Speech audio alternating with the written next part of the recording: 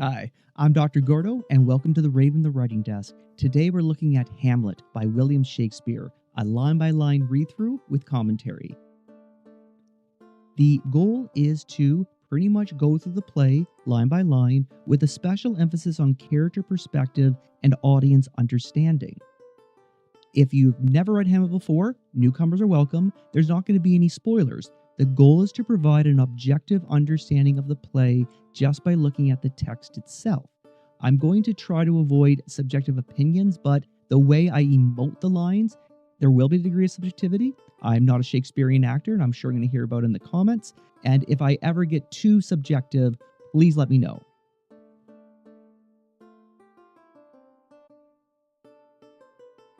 Without further ado, let's get going. Act 1, Scene 1. The ramparts of Elsinore, Denmark, circa 12th century.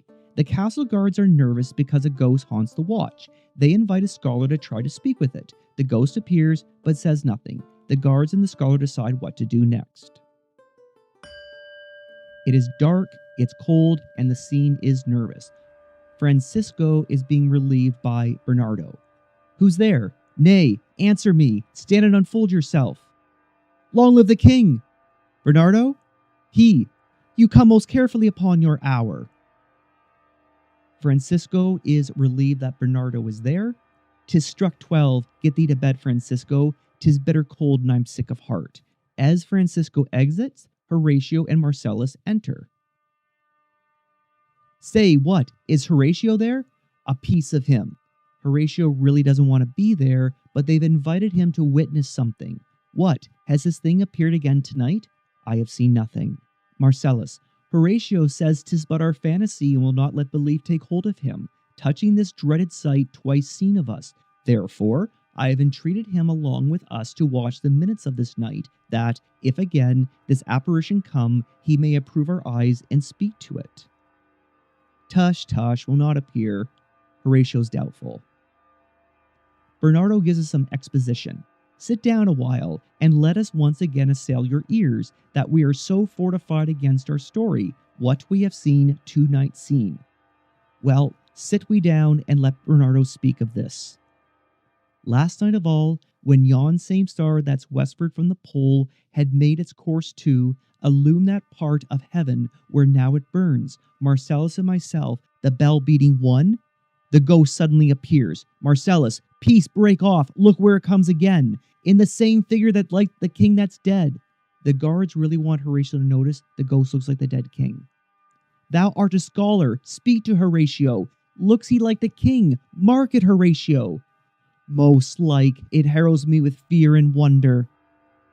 What art thou that usurpest this time of night, together with that fair and warlike form in which the majesty of buried Denmark did sometimes march? By heaven, I charge thee, speak. But the ghost remains silent. It is offended. See, it stalks away. Stay, speak, speak, I charge thee, speak. Ghost disappears. How now, Horatio? You tremble and look pale. Is not this something more than fantasy? What do you think on it? Before my God, I might not this believe without the sensible and true avouch of my own eyes. Horatio's convinced. Is it not like the king? As thou art to thyself, such was the very armor he had on when the ambitious Norway combated. So frowned he once when, in angry parley, he smote the sledded poles on the ice. 'Tis strange. Marcellus wants to know what else is going on around here. Why this same strict and most observant watch so nightly toils the land, and why such daily costed cast of brazen cannon and foreign marked up implements of war? Why such impressive shipwrights, whose some task is not divide the day from the Sunday from the week? What might be toward that the sweaty haste doth make the night joint labor with the day? Who is it who can inform me? Horatio has some answers. That can I, at least, the whispers go. Horatio goes on to tell the story about how King Hamlet defeated King Fortinbras in a duel and claimed Norwegian lands. With King Hamlet dead, Prince Fortinbras is raising an army to get Norwegian lands back. The three agree the ghost is the bad omen. I think it be no other but even so. Well may it sort that this portentous figure comes armed through our watch, so like the king that was and is the question of these wars. Suddenly, Ghost appears again. But soft, behold, lo, where it comes again. I'll cross it though it blast me. Stay, illusion. If thou hast any sound or use of voice, speak to me. If thou art privy to thy country's fate, which happily foreknowing may avoid, O speak. Or if thou hast apported in thy life extorted treasure in the womb of earth, for which they say you spirits oft walk in death, speak of it. Ghost says nothing. Stay and speak. Stop it, Marcellus. Shall I strike it with my partisan? Do, if it will not stand. Just as the ghost is about to speak, a rooster is heard off stage. 'Tis gone. We do it wrong, being so majestical to offer it a show of violence. It was about to speak when the cock crew. They go on to talk about the significance of birds relating to beliefs in the play. I could do a separate video on that if you like. They do conclude that they need to take this news to Prince Hamlet right away. Let us impart what we have seen tonight onto young Hamlet, for, upon my life, this spirit, dumb to us, will speak to him. Do you consent we shall acquaint him with it as needful in our loves, fitting our duty? Let's do it, I pray, and I this morning know where we will find him most convenient. That's scene 1. Quick recap. A ghost, resembling King Hamlet, appears on the ramparts of Elsinore. The ghost is silent, but it is taken as a bad omen. Could it do with the impending invasions by Prince Fortinbras? Prince Hamlet must be informed. Character perspectives. Horatio, scholar, invited by the castle guards to confirm the sighting of the ghost. He is doubtful at first, but sees the ghost. He knows Prince Hamlet and wants to inform him immediately. Prince Fortinbras doesn't appear in this scene, but he's very important to the play. His father was killed by King Hamlet. With King Hamlet dead, Prince Fortinbras is raising an army to invade Denmark. And the question is he a hero or a villain? Audience point of view. Why didn't Prince Hamlet become king? Who is the current king of Denmark? Is Prince Fortinbras a significant threat? How will the prince react to the news of the ghost?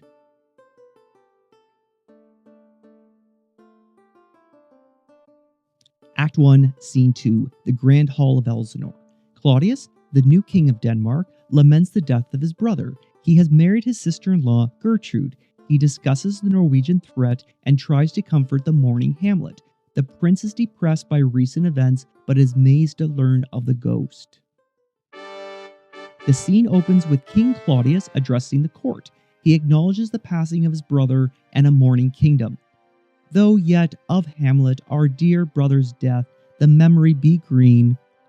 He goes on to explain that despite the sadness, he has married his sister-in-law, our sometime sister, now our queen. The point is, Claudius is saying the kingdom needs to get on with business. Claudius is sending 2 ambassadors, Cornelius and Voltimand, to Old Norway, the uncle of Fortinbras, to inform him of his nephew's intentions. We have here writ to Norway, uncle of young Fortinbras, who impotent and bedrid, scarcely hears of this his nephew's purpose. And we here dispatch you, good Cornelius, and you, Voltimand, for bearers of this greeting to Old Norway. Both ambassadors say, in that and all things we shall show our duty. The word duty comes up a lot in this play. Keep an eye out for it. Moving along, Claudius invites Laertes to address the court. And now, Laertes, what's the new with you? You told us of some suit. What is it, Laertes? You cannot speak of reason to the Dane and lose your voice. What would thou beg, Laertes, that shall not be my offer, not thy asking? The head is not more native to the heart, the hand more instrumental to the mouth. That is the throne of Denmark to thy father. What wouldst thou have, Laertes? Your leave and favour to return to France, where whence though willingly I came to Denmark to show my duty in your coronation, yet now I must confess that duty done, my thoughts and wishes bend to France, and bow them to your gracious leave and pardon. Have you your father's leave? What says Polonius? I do beseech you to give him leave to go. Laertes is granted leave. And now we get introduced to Prince Hamlet. But now, my cousin Hamlet and my son. In an aside, which is only heard by the audience, a little more than kin and less than kind. Prince Hamlet is not fond of Claudius. Suppose that the clouds still hang on you. Not so, my lord. I am too much in the sun. Remember, this is in front of court. Hamlet is talking about his ongoing mourning. In Gertrude's opening lines, she encourages her son Hamlet to take off his mourning clothes and accept death as a part of life. Good Hamlet, cast thy nighted colour off, and let thy eye look like a friend of Denmark. Do not forever with thy veiled lids seek for thy noble father in the dust. Thou knowest 'tis common, all that lives must die, passing through nature to eternity. Hamlet acknowledges that, yes, death is common, but why is he still mourning? Ay, madam, it is common. Why does it seem so particular with you? Seems, madam? Nay, it is. I know not seems. 'Tis not alone my inky cloak, good mother, together with all forms, moods, shapes of grief, that can denote me truly. Those indeed seem, for they are actions that a man might play, but I have that within which passes show, but these the trappings and suits of woe. Claudius tries to intervene. 'Tis sweet and commendable in your nature, Hamlet, to give these mourning duties to your father, but you must know that your father lost a father, that father lost his, and the survivor bound in fieful obligation for some term to do obsequious sorrow. But to persevere in obstinate condolement is a course of impious stubbornness. 'Tis unmanly grief. It shows a will most incorrect to heaven, a heart unfortified, a mind impatient, and understanding simple and unschooled. Hamlet needs to join the kingdom in moving on. 'Tis a fault to heaven, a fault against the dead, a fault to nature.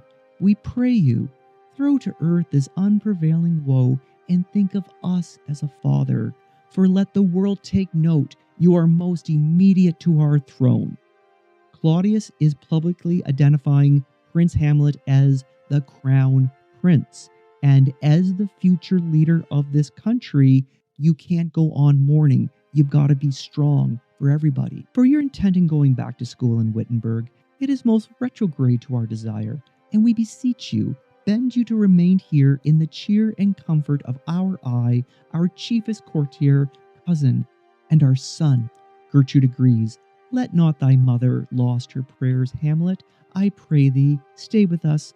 Go not to Wittenberg. I shall in my best obey you, madam. That's all Claudius needed to hear. Why, 'tis a loving and fair reply. Be as ourself in Denmark. Madam, come. This gentle and unforced accord of Hamlet sits smiling to my heart, in grace whereof no junkled heart that Denmark drinks today, but the cannon to the clouds shall tell, and the kings roused to the heavens shall bruit again, re-speaking earthly thunder, come away. Claudius is off to go drinking, and everybody exits except Hamlet. In his first soliloquy, we see the depths of Hamlet's depression. Oh, that this too sullied flesh would melt, his cannon 'gainst self-slaughter. Hamlet is thinking about self-harm, but he knows it's a sin. Oh God, God, how weary, stale, and flat, and unprofitable seem to me all the uses of this world. Fie on it, oh fie! 'Tis an unweeded garden that grows to seed. Things rank and gross in nature possess it merely. It's been about 2 months since King Hamlet died, but Hamlet's depression is not from mourning. It's actually out of anger against his mother for remarrying so quickly. 2 months dead. Nay, not so much, not 2. So loving to my mother that he might not between the winds of heaven visit her face too roughly. Heaven and earth, must I remember? Why, she would hang on him as if increase of appetite had grown by what it fed on. And yet, within a month, let me not think on it, frailty, thy name is woman, a little month, or ere those shoes were old with which she followed my poor father's body. O God, a beast that wants discourse of reason would have mourned longer, married to my uncle, my father's brother, but no more like my father than I to Hercules. Within a month, she married. Oh, most wicked speed, to post with such dexterity to incestuous sheets. It is not nor cannot come to good, but break my heart, for I must hold my tongue. Hamlet knows he needs to keep these thoughts to himself. Horatio enters, but Prince Hamlet doesn't seem to recognize him at first. "Hail, your lordship. I am glad to see thee well." "Horatio, or do I forget myself?" "The same, my lord, and your poor servant ever." "Sir, my good friend, I'll change that name with you. And what makes you from Wittenberg, Horatio? Marcellus?" Hamlet gives Bernardo a nod. "My good lord, I am glad to see you. Good even, sir. But what, in faith, makes you from Wittenberg?" "A truant disposition, good my lord." "I know you are no truant, but what is your affair at Elsinore? We'll teach you to deep drink ere you depart." "My lord, I came to see your father's funeral." Hamlet's not buying it. "I prithee, do not mock me, fellow student. I think it was to see my mother's wedding." "Indeed, my lord, it followed hard upon." Thrift, Horatio. The funeral baked meats did coldly furnish the marriage tables." The leftovers from the funeral were served at the marriage. "My father, methinks I see my father." "Where, my lord?" "In my mind's eye, Horatio. I saw him once. He was a goodly king. He was a man. Take him for all in all, I shall not look upon his likes again." Horatio cuts the matter. "My lord, I think I saw him yesternight." "Saw who?" "My lord, the king your father." "The king my father?" Horatio then recounts Act 1, Scene 1. "But where was this, my lord?" "Upon the platform where we watch." "Did you not speak to it?" "My lord, I did, but answer made it none." "'Tis very strange." "As I do live, my honored lord, 'tis true, and we did think it writ down in our duty to let you know of it."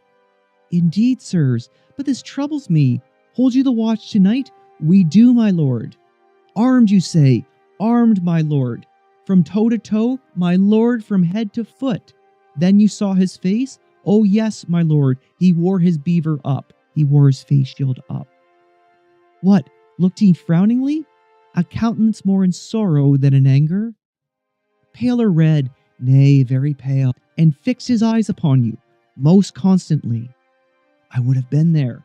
It would have much amazed you." "Very like."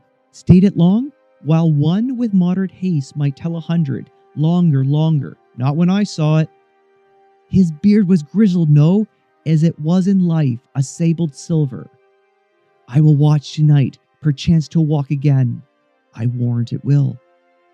"If it assumes my father's noble person, I'll speak to it, though hell itself should gape and bid me hold my peace. I pray you all, if you have hither concealed this sight, let it be tenable in your silence still.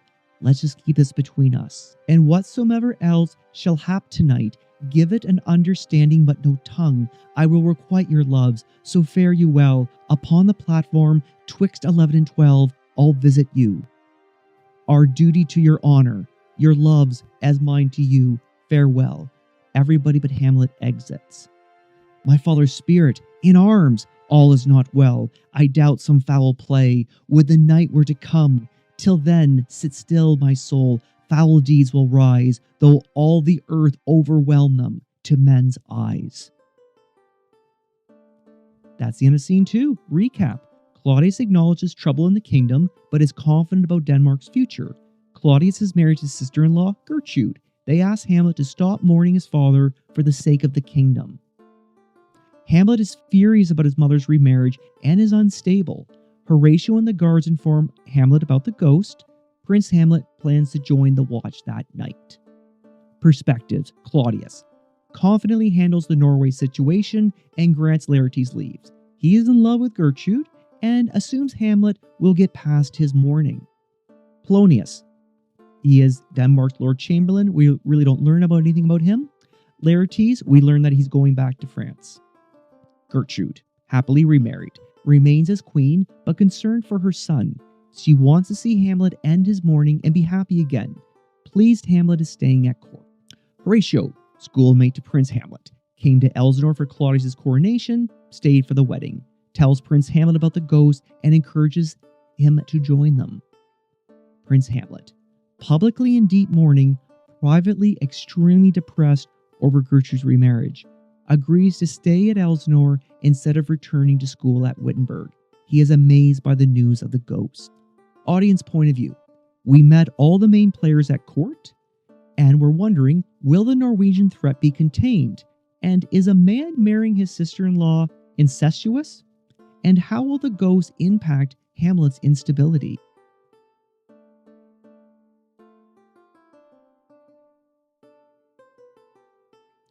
Act 1, Scene 3, Chambers of Polonius. Laertes says goodbye to his sister, Ophelia. They discuss her relationship with Prince Hamlet. Polonius gives his son some advice before turning his attention to Ophelia. He confronts Ophelia and demands she cut off all contact with Hamlet. We hear the end of a conversation. Laertes is giving Ophelia advice about Hamlet. Ophelia and Hamlet have been writing to each other.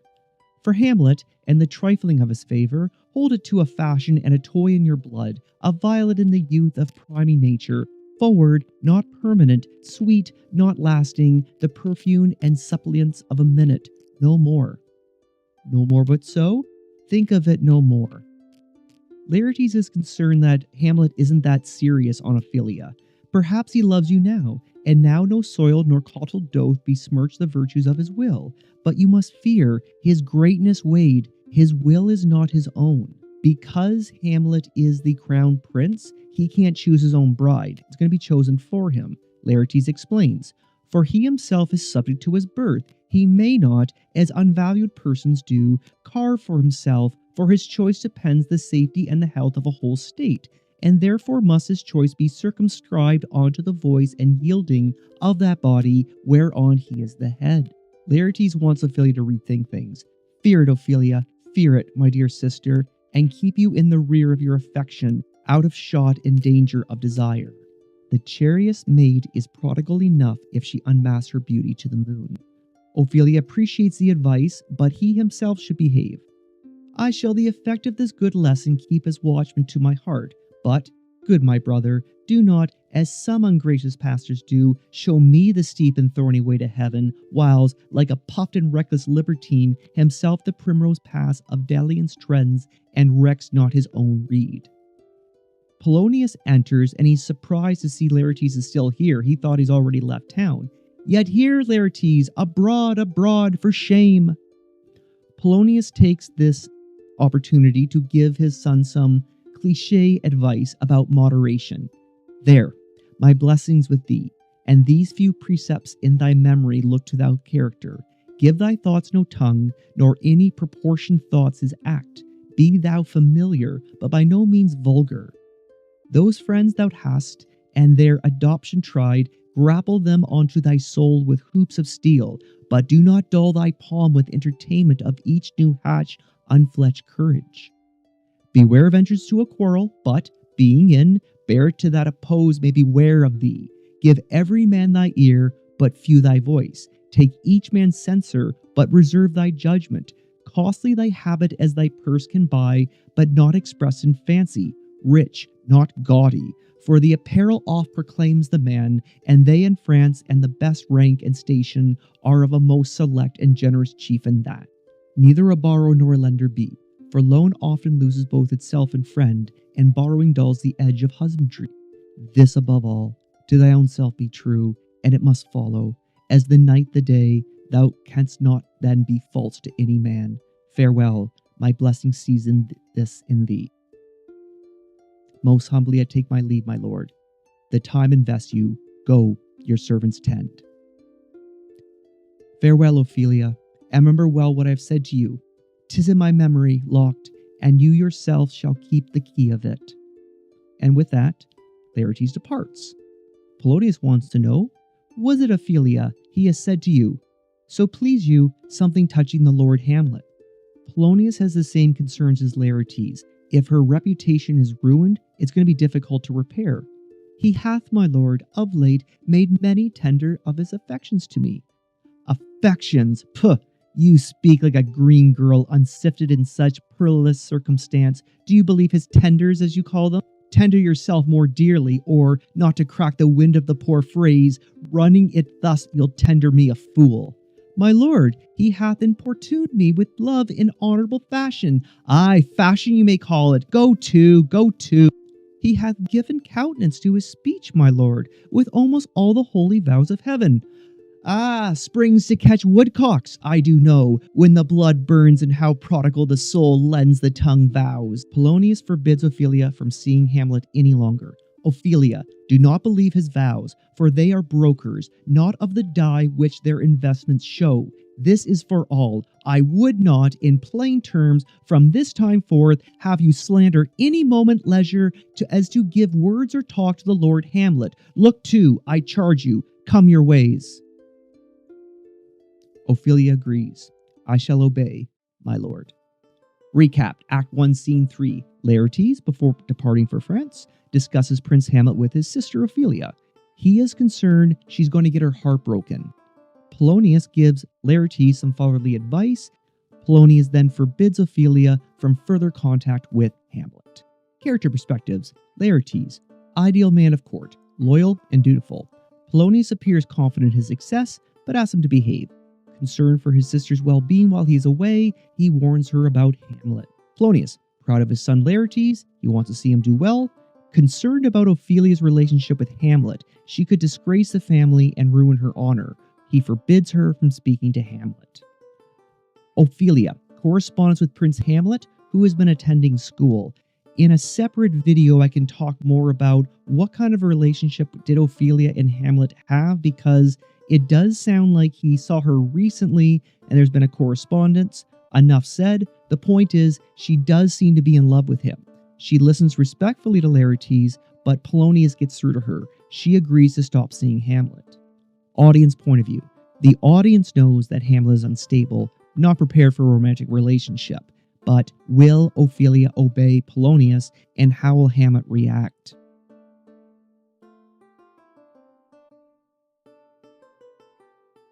Act 1, Scene 4, Ramparts of Elsinore. Prince Hamlet meets with Horatio and Marcellus. Hamlet laments Claudius's behavior. The ghost appears and bids Hamlet to follow. The mood is established as Hamlet opens. The air bites shrewdly. It is very cold. It is a nipping and eager air.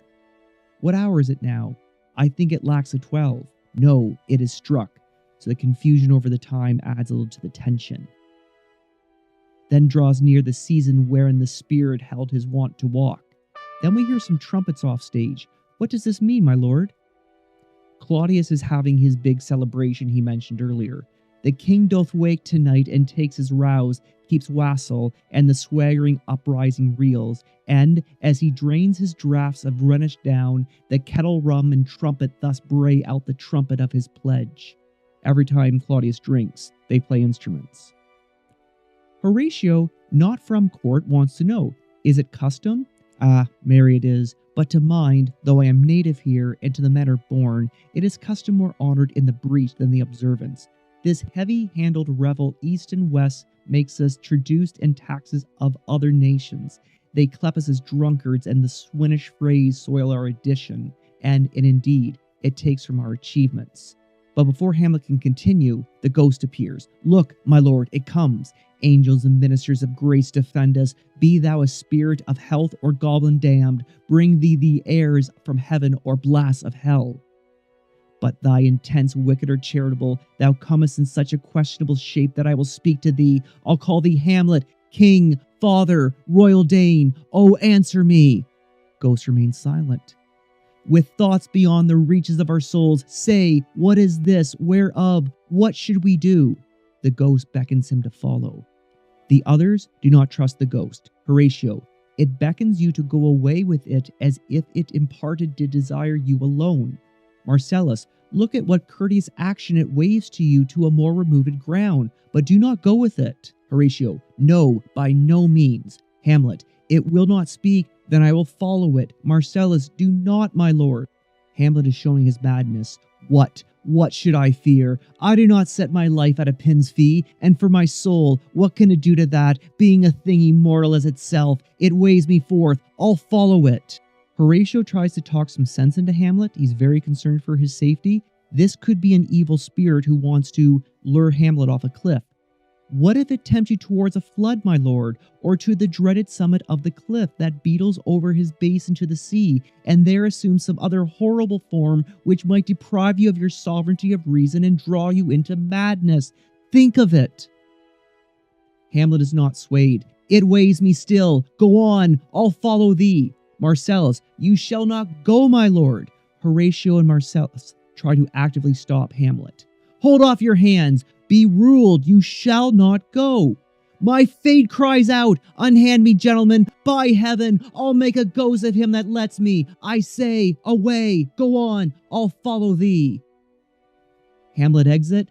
Horatio and Marcellus are standing there wondering what to do. He waxes desperate with imagination. Marcellus, let's follow. 'Tis not fit thus to obey him. Have after, to what issue will his come? Something is rotten in the state of Denmark. Heaven will direct it. Nay, let's follow him. Horatio and Marcellus decide to chase after Hamlet.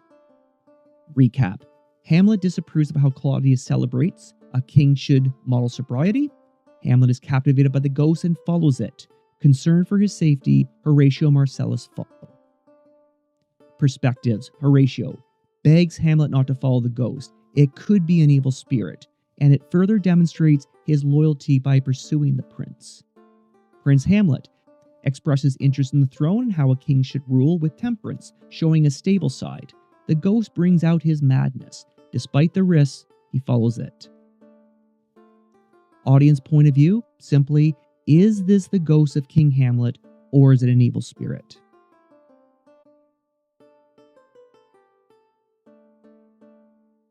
Act 1, Scene 5, a secluded ground. Hamlet speaks with the ghost. He is told that King Hamlet was murdered by Claudius to claim the throne and Gertrude. The ghost commands the prince to take revenge. Hamlet swears Horatio and Marcellus to secrecy and hints at his course of action. Hamlet pursues the ghost to a secluded spot. The ghost finally speaks. Whither wilt thou lead me? Speak. I'll go no further. Mark me. I will. My hour is almost come, when I to sufferers and tormenting flames must render up myself. Alas, poor ghost, pity me not, but lend thy serious hearing to what I shall unfold, but that I am forbid to tell the secrets of my prison house. I could a tale unfold, whose lightest words would harrow up thy soul, freeze thy young blood, if thou didst ever thy dear father love. O God! Revenge his foul and most unnatural murder. Murder? Murder most foul, as in the best it is, but this most foul, strange, and unnatural. Haste me to know it, that I, with wings as swift as mediation or the thoughts of love, may sweep to my revenge. I find thee out, Hamlet, here. 'Tis given out that, sleeping in my orchard, a serpent stung me, so the whole ear of Denmark is by a forged process of my death rankly abused. But know, thou noble youth, the serpent that did sting thy father's life now wears his crown. Claudius killed King Hamlet. Oh, my prophetic soul, my uncle! Aye, that incestuous, that adulterate beast, with witchcraft of his wits, with traitorous gifts. O wicked wit and gifts, that have power so to seduce one to his shameful lust the will of my most seemingly virtuous queen. Oh, Hamlet, what a falling off was there! For me, whose love was that of the dignity that it went hand in hand, even with the vow I made to her in marriage, to decline upon a wretch whose natural gifts were poor to those of mine. So Gertrude fell for a much lesser man. But virtue, as it will never be moved, though lewdness courted to a shape of heaven, so lust, through a radiant angel linked, well sate itself in a celestial bed and prey on garbage. But soft, methinks I scent the morning air, brief let me be, sleeping in my orchard, my custom always in the afternoon. Upon my secured hour, thy uncle stole with juice of cursed Hebenot in a vial, and in the porches of my ear did pour the leprous distilment. whose effect holds such an enmity with the blood of man, that swift as quicksilver it courses through the natural gates and alleys of my body, and with a sudden vigor it doth possess and curd, like eager droppings into milk, the thin and wholesome blood. And affect instant tetter barked about, most lazar-like, with vile and loathsome crust, all my smooth body. Thus I was, sleeping, by a brother's hand of life, of crown, of queen, at once dispatched. Cut off, even in the bosoms of thy sin, unhouselled, disappointed, unanailed, no reckoning made, but sent to my account with all of my imperfections on my head. Oh, horrible, horrible, most horrible. This play follows Catholic beliefs, and because King Hamlet did not receive the last rites, he went to purgatory, where he's going to purge his sins before he can go to heaven. If thou hast nature in thee, bear it not. Let not the royal bed of Denmark be a couch for damned incest. But howsoever thou pursues this act, taint not thy mind, nor let thy soul contrive against thy mother aught. The ghost is clearly saying, leave your mother alone. Your target is Claudius. Leave her to heaven, and to those thorns that in her bosom lodge to prick and sting her. Fare thee well at once. The glowworm shows the matin to be near, and gins to pale his unaffected fire. Adieu, adieu, adieu. Remember thee, I, thou poor ghost, while memory holds a seat in thy disgraced globe. Remember thee, yea, from the table of my memory, yes, by heaven. No. Despite the ghost's command to leave Gertrude alone, Hamlet is still furious with her. Oh, most pernicious woman! Oh, villain, villain, smiling, damned villain! So, uncle, there you are. Now to my word, it is adieu, adieu, remember me. I have sworn it. Hamlet pulls out a piece of paper and writes down that promise. Now, Marcellus and Horatio come rushing up, very concerned for Hamlet's safety. Heaven secure him! Hamlet, lost in thought. So be it. Marcellus, lo, ho, ho, my lord! Hamlet starts speaking gibberish. Hello, ho, ho, boy, come here to come. By news, my lord. Oh, wonderful! Good, my lord, tell it. No, you will reveal it. Not I, my lord, by heaven, nor I, my lord. How say you then? Would heart of man once think it, but you'll be secret. There's a villain dwelling in all of Denmark, but he's an errant knave. There needs no ghost, my lord, come from the grave to tell us this. Why, right, you are and right, and so, without more circumstances all, I hold it fit that we shall shake hands and part. You, as your business and desire shall point you, for every man hath business and desire such it is, and for my own part, I will go pray. But these are wild and whirling words, my lord. I am sorry they offend you heartily. Yes, faith, heartily. There is no offense, my lord. Yes, by St. Patrick, there is, Horatio, and much offense too. Touching this vision here, it is an honest ghost, let me tell you that. For your desire to know what is between us, overmaster it to your may. And now, good friends, as you are good friends, scholars and soldiers, give me one poor request. What is it, my lord? We will never make known what you have seen tonight. My lord, we will not. Nay, but swear it. My lord, we will not. In faith, my lord, not I. Nor I, my lord, in faith. Upon my sword. He wants Horatio Marcellus to make an oath on his sword. We have sworn, my lord, already. Indeed, upon my sword. We can hear the ghost off stage. Swear! It's unclear who can hear it. We can only assume Hamlet can hear it. Ha ha, boy! Hast thou so? Art thou there, true penny? Come on, you hear this fellow in the cellarage? Consent to swear. Propose the oath, my lord.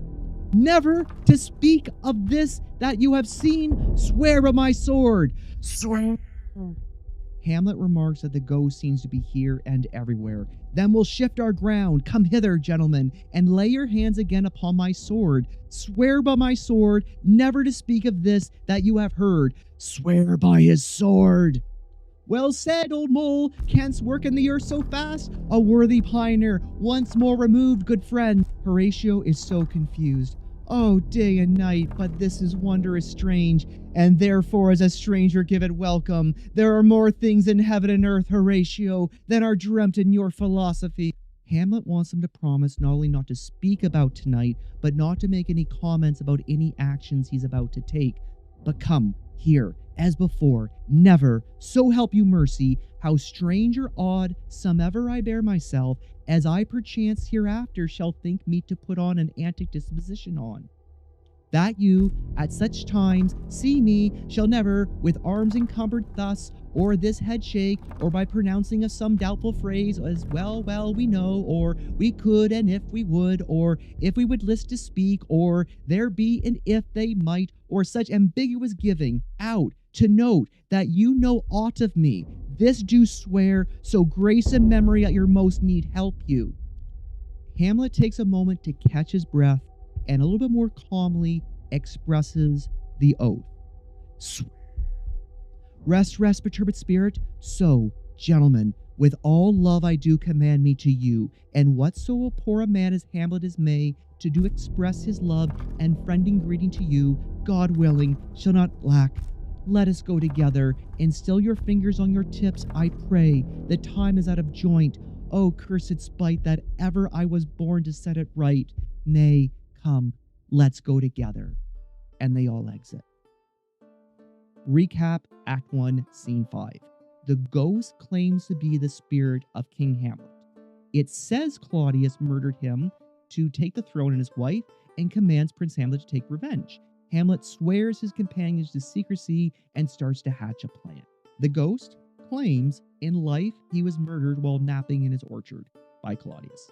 It appeared like a snake bite, but Claudius poured poison in his ear. His command, leave Gertrude alone and kill Claudius. Prince Hamlet listens to and believes the ghost, swears revenge. His instability comes out when he is talking to his companions, but a plan is formed. He says he will be acting unusual, but isn't he already acting unstable? Horatio follows Prince Hamlet and is confused by his demeanor, promises to keep what he saw secret. Audience point of view. Is the ghost truthful, or is it an evil spirit? That's never clarified. Just because the ghost claims to be King Hamlet doesn't make it so. The encounter further destabilizes Hamlet. Did the ghost add to his madness?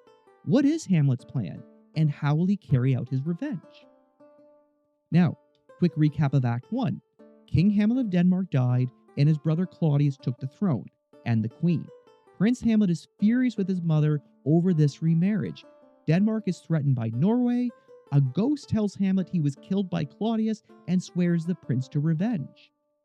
Prince Hamlet has a couple of allies, including his school friend Horatio. Ophelia, love interest to Hamlet, is forbidden to see him further by her father Polonius, the Lord Chamberlain. Ophelia's brother Laertes departs for France. And that is Act 1.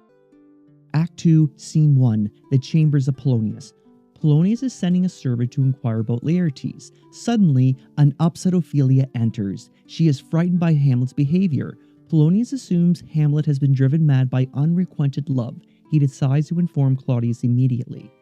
Polonius is sending his servant Rinaldo with money and letters for Laertes.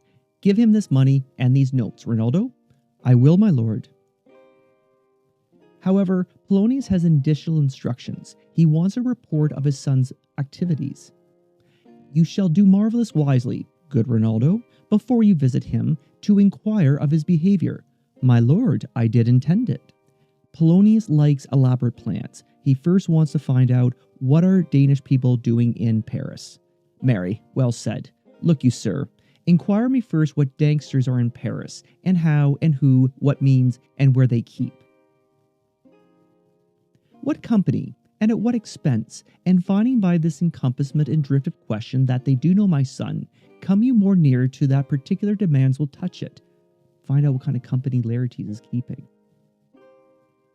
Pretend that you're an old friend of his. Take you, as 'twere, some distant knowledge of him, as this: I know his father, and his friends, and, in part, him. Do you mark this, Rinaldo? Aye, very well, my lord. Rinaldo is to suggest that Laertes is a wild man, and, in part, him, but, you may say, not well. But if it he I mean, he's very wild, addicted so-and-so, and there put on him what forgeries you please. Marry, none so rank as he may dishonor him. Take heed of that. Rinaldo may suggest that Laertes drinks, fights, gambles, and associates with sex workers. As gaming, my lord? Aye, or drinking, fencing, swearing, quarreling, drabbing, you may go so far. Polonius clarifies that he's only to hint at these rumors. My lord, that would dishonor him. Faith, no, as you may season it in the charge. You must not put another scandal on him that he is open to incontinency. That is not my meaning. Polonius confirms this is all understood. But, good my lord, wherefore should you do this?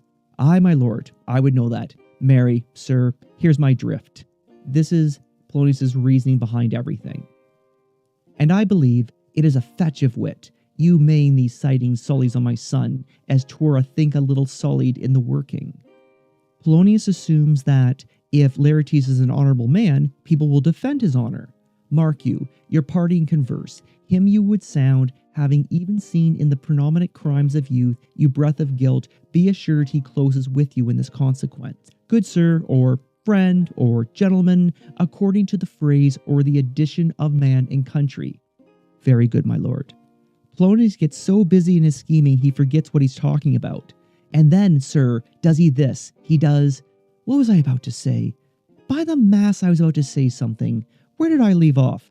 At closes in the consequence, at friend or so and gentleman?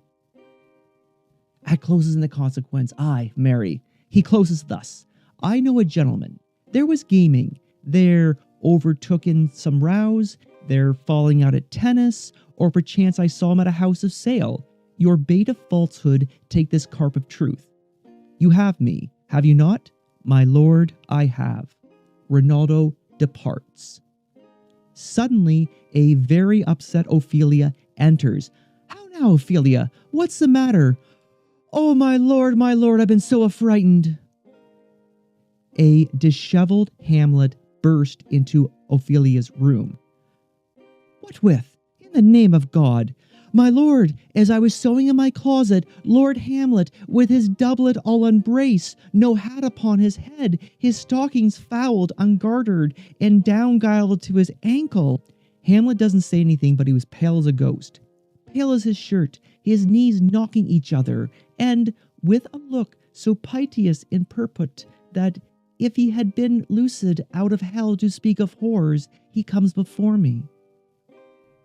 Mad for thy love? My lord, I do not know, but I truly fear it. Hamlet has been acting strange lately. Maybe his feelings for Ophelia has something to do with it.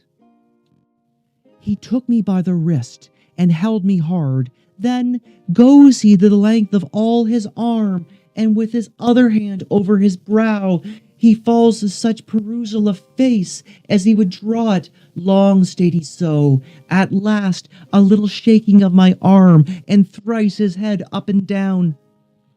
He raised a sigh, so piteous and profound, as if it did seem to shatter all his bulk and end his being. That done, he lets me go, and, with his head over his shoulder, turned, he seemed to find his way without his eyes, for out of the doors he went without their helps, and to the last bended their light to me. It sounds like a very unsettling encounter, but was Hamlet pretending to be mad, or was he actually mad? Come, go with me. I will go seek the king. This is the very ecstasy of love. I am sorry. What? Have you given him any hard words of late? No, my lord, but as you did command, I did repel his letters and denied access to me. That hath made him mad. I am sorry that with better heed and judgment I had not courted him. Come, go we to the king. This must he know, which, being kept close, might move more grief to hide than hate can utter love. Come. So they're off to explain things to King Claudius. and that is Act 2, Scene 1. Polonius sends a servant to Paris to inquire into Laertes' behavior. Offstage, Ophelia has a physical encounter with a silent Hamlet. Polonius, assuming Hamlet has gone mad from unrequited love, goes to inform Claudius. Character perspectives. Polonius. You can play him as a stooge or a calculating man of state. He considers himself clever. He plans to uncover Laertes with some clever deception, and he assumes Prince Hamlet is lovesick for Ophelia and will tell Claudius. Ophelia. The pre-play relationship is never clarified, but Ophelia has stopped seeing Hamlet. Some time has passed since the end of Act 1. She is led to believe that she is the cause of Hamlet's recent strange behavior. Audience point of view. Will Polonius' scheming have consequences? Is Hamlet pretending to be mad, or is he revealing his true self? And how will Claudius react to this news? Act 2, Scene 2, Grand Hall of Elsinore. The king and queen recruit Rosencrantz and Guildenstern, boyhood friends of Hamlet, to spy on him. Hamlet is acting strangely, and they may reveal the cause. Hamlet dismisses them, but is excited at their arrival of a troupe of actors. Hamlet hires them to play for the court. Act 2, Scene 2 is by far the longest scene in the play, but we're going to take our time. Welcome, dear Rosencrantz and Guildenstern. Moreover, that we have much did long to see you. The need we have to use that you did provoke our hasty sending. Something have you heard of Hamlet's transformation, so I call it. Hamlet's mourning has taken on a new strangeness. What it should be, more than his father's death, that thus hath put in so much from the understanding of himself, I cannot dream it. Claudius hopes that, since Rosencrantz and Guildenstern go way back with Hamlet, they can find something out. I entreat you both that, being of so young days brought up with him, and sis though neighboured to his youth and behaviour, that you vouchsafe your rest here at court some little time, so by your companies to draw him into pleasures, and to gather so much as from occasion you may glean. Hang out with Hamlet, talk to him, hopefully he says something. Good gentlemen, he hath much talked of you, and sure I am two men there not living to whom he more adheres.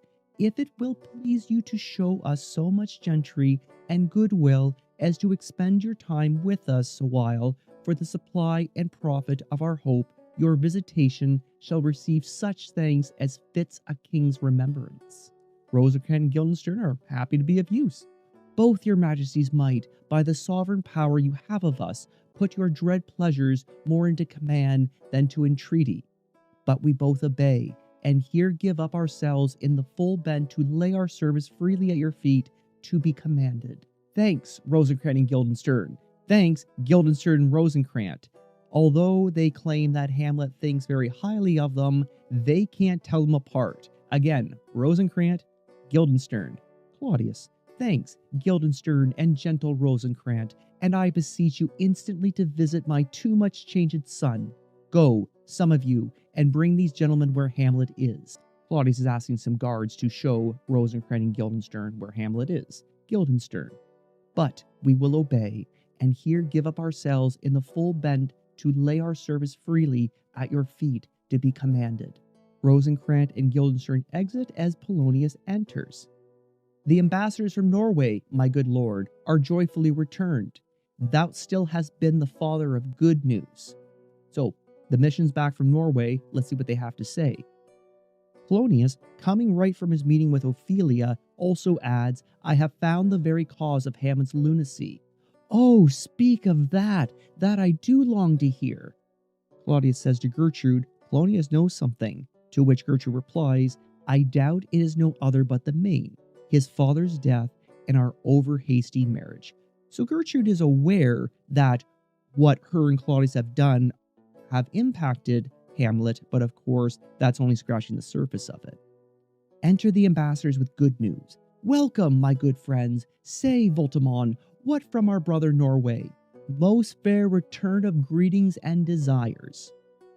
They go on to account how they went and spoke to old Norway, the man who's in charge of this Danish-controlled Norway, the uncle of Prince Fortinbras, and he thought Fortinbras was raising up an army to attack Poland. And so when he found out that he was actually raising it to attach Denmark, old Norway was quite upset. He sent out to suppress his nephew's levies, which to him appeared to be prepared against the Polak, sends out arrests on Fortinbras. Fortinbras makes vow before his uncle never more to give the assay of arms against your majesty. So Prince Fortinbras, oh geez, I'm sorry. I didn't realize you'd be upset about that.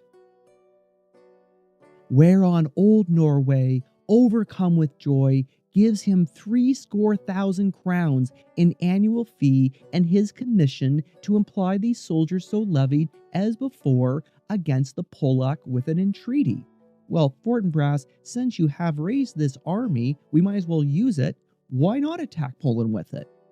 That it might please you to give quiet pass through your dominions for this enterprise on such regards of safety and allowance as therein are set down.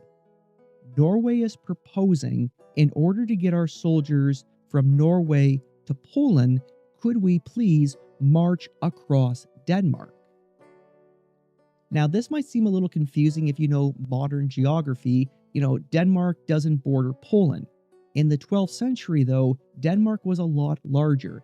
I just found this map here of Canute the Great's empire when Denmark ruled both Norway and England. In the universe of this play, Denmark is strong enough to tell England what to do, and you already know it controls Denmark. The territory would extend what was then the Holy Roman Empire into Pomerania and the Kingdom of Poland. So you can just march across the kingdom into Poland, as opposed to taking your chances at sea, going through all of this, and then landing in hostile territory. Claudius realizes that this treaty may solve the Norway situation. It likes us well, and at a more considered time, will read, answer, and think upon this business. The ambassadors exit, and Polonius begins. My liege, and madam, to expostulate what majesty should be, what duty is, why day is day, night night, and time is time. Therefore, since brevity is the soul of wit, and tediousness of limbs and outwards flourishes, I will be brief. Your noble son is mad. Gertrude would like him to get to his point. More matter with less art. Polonius defends himself. Madam, I swear I use no art at all. That he's mad, 'tis true. 'Tis true, 'tis pity, and pity 'tis is true. A foolish figure, but I use no art. Polonius has gone through letters that Hamlet wrote to Ophelia, and he reads one of them to the royal couple. Ophelia hath given me this. Now gather and surmise. To the celestial, to my soul's idol, the most beautified Ophelia. That's a vile phrase. Beautified is a vile phrase, but you shall hear thus. In her excellent white bosom, these, etc. Gertrude asked, came this from Hamlet to her? Good madam, stay a while. I'll be faithful. Doubt the stars are fire, but never doubt I love. Oh, dear Ophelia, I am ill at these numbers. I have not the art to reckon my groans, but that I love thee best, oh, most best, believe it. Polonius explains that he is bringing this information to the royal couple because he feels it is his duty. This, in obedience, hath my daughter shown me, and more above hath his solicitings, as they fell out by time, by means, and place, all given mine ear. Claudius, but how hath he received his love? Polonius gets a bit defensive.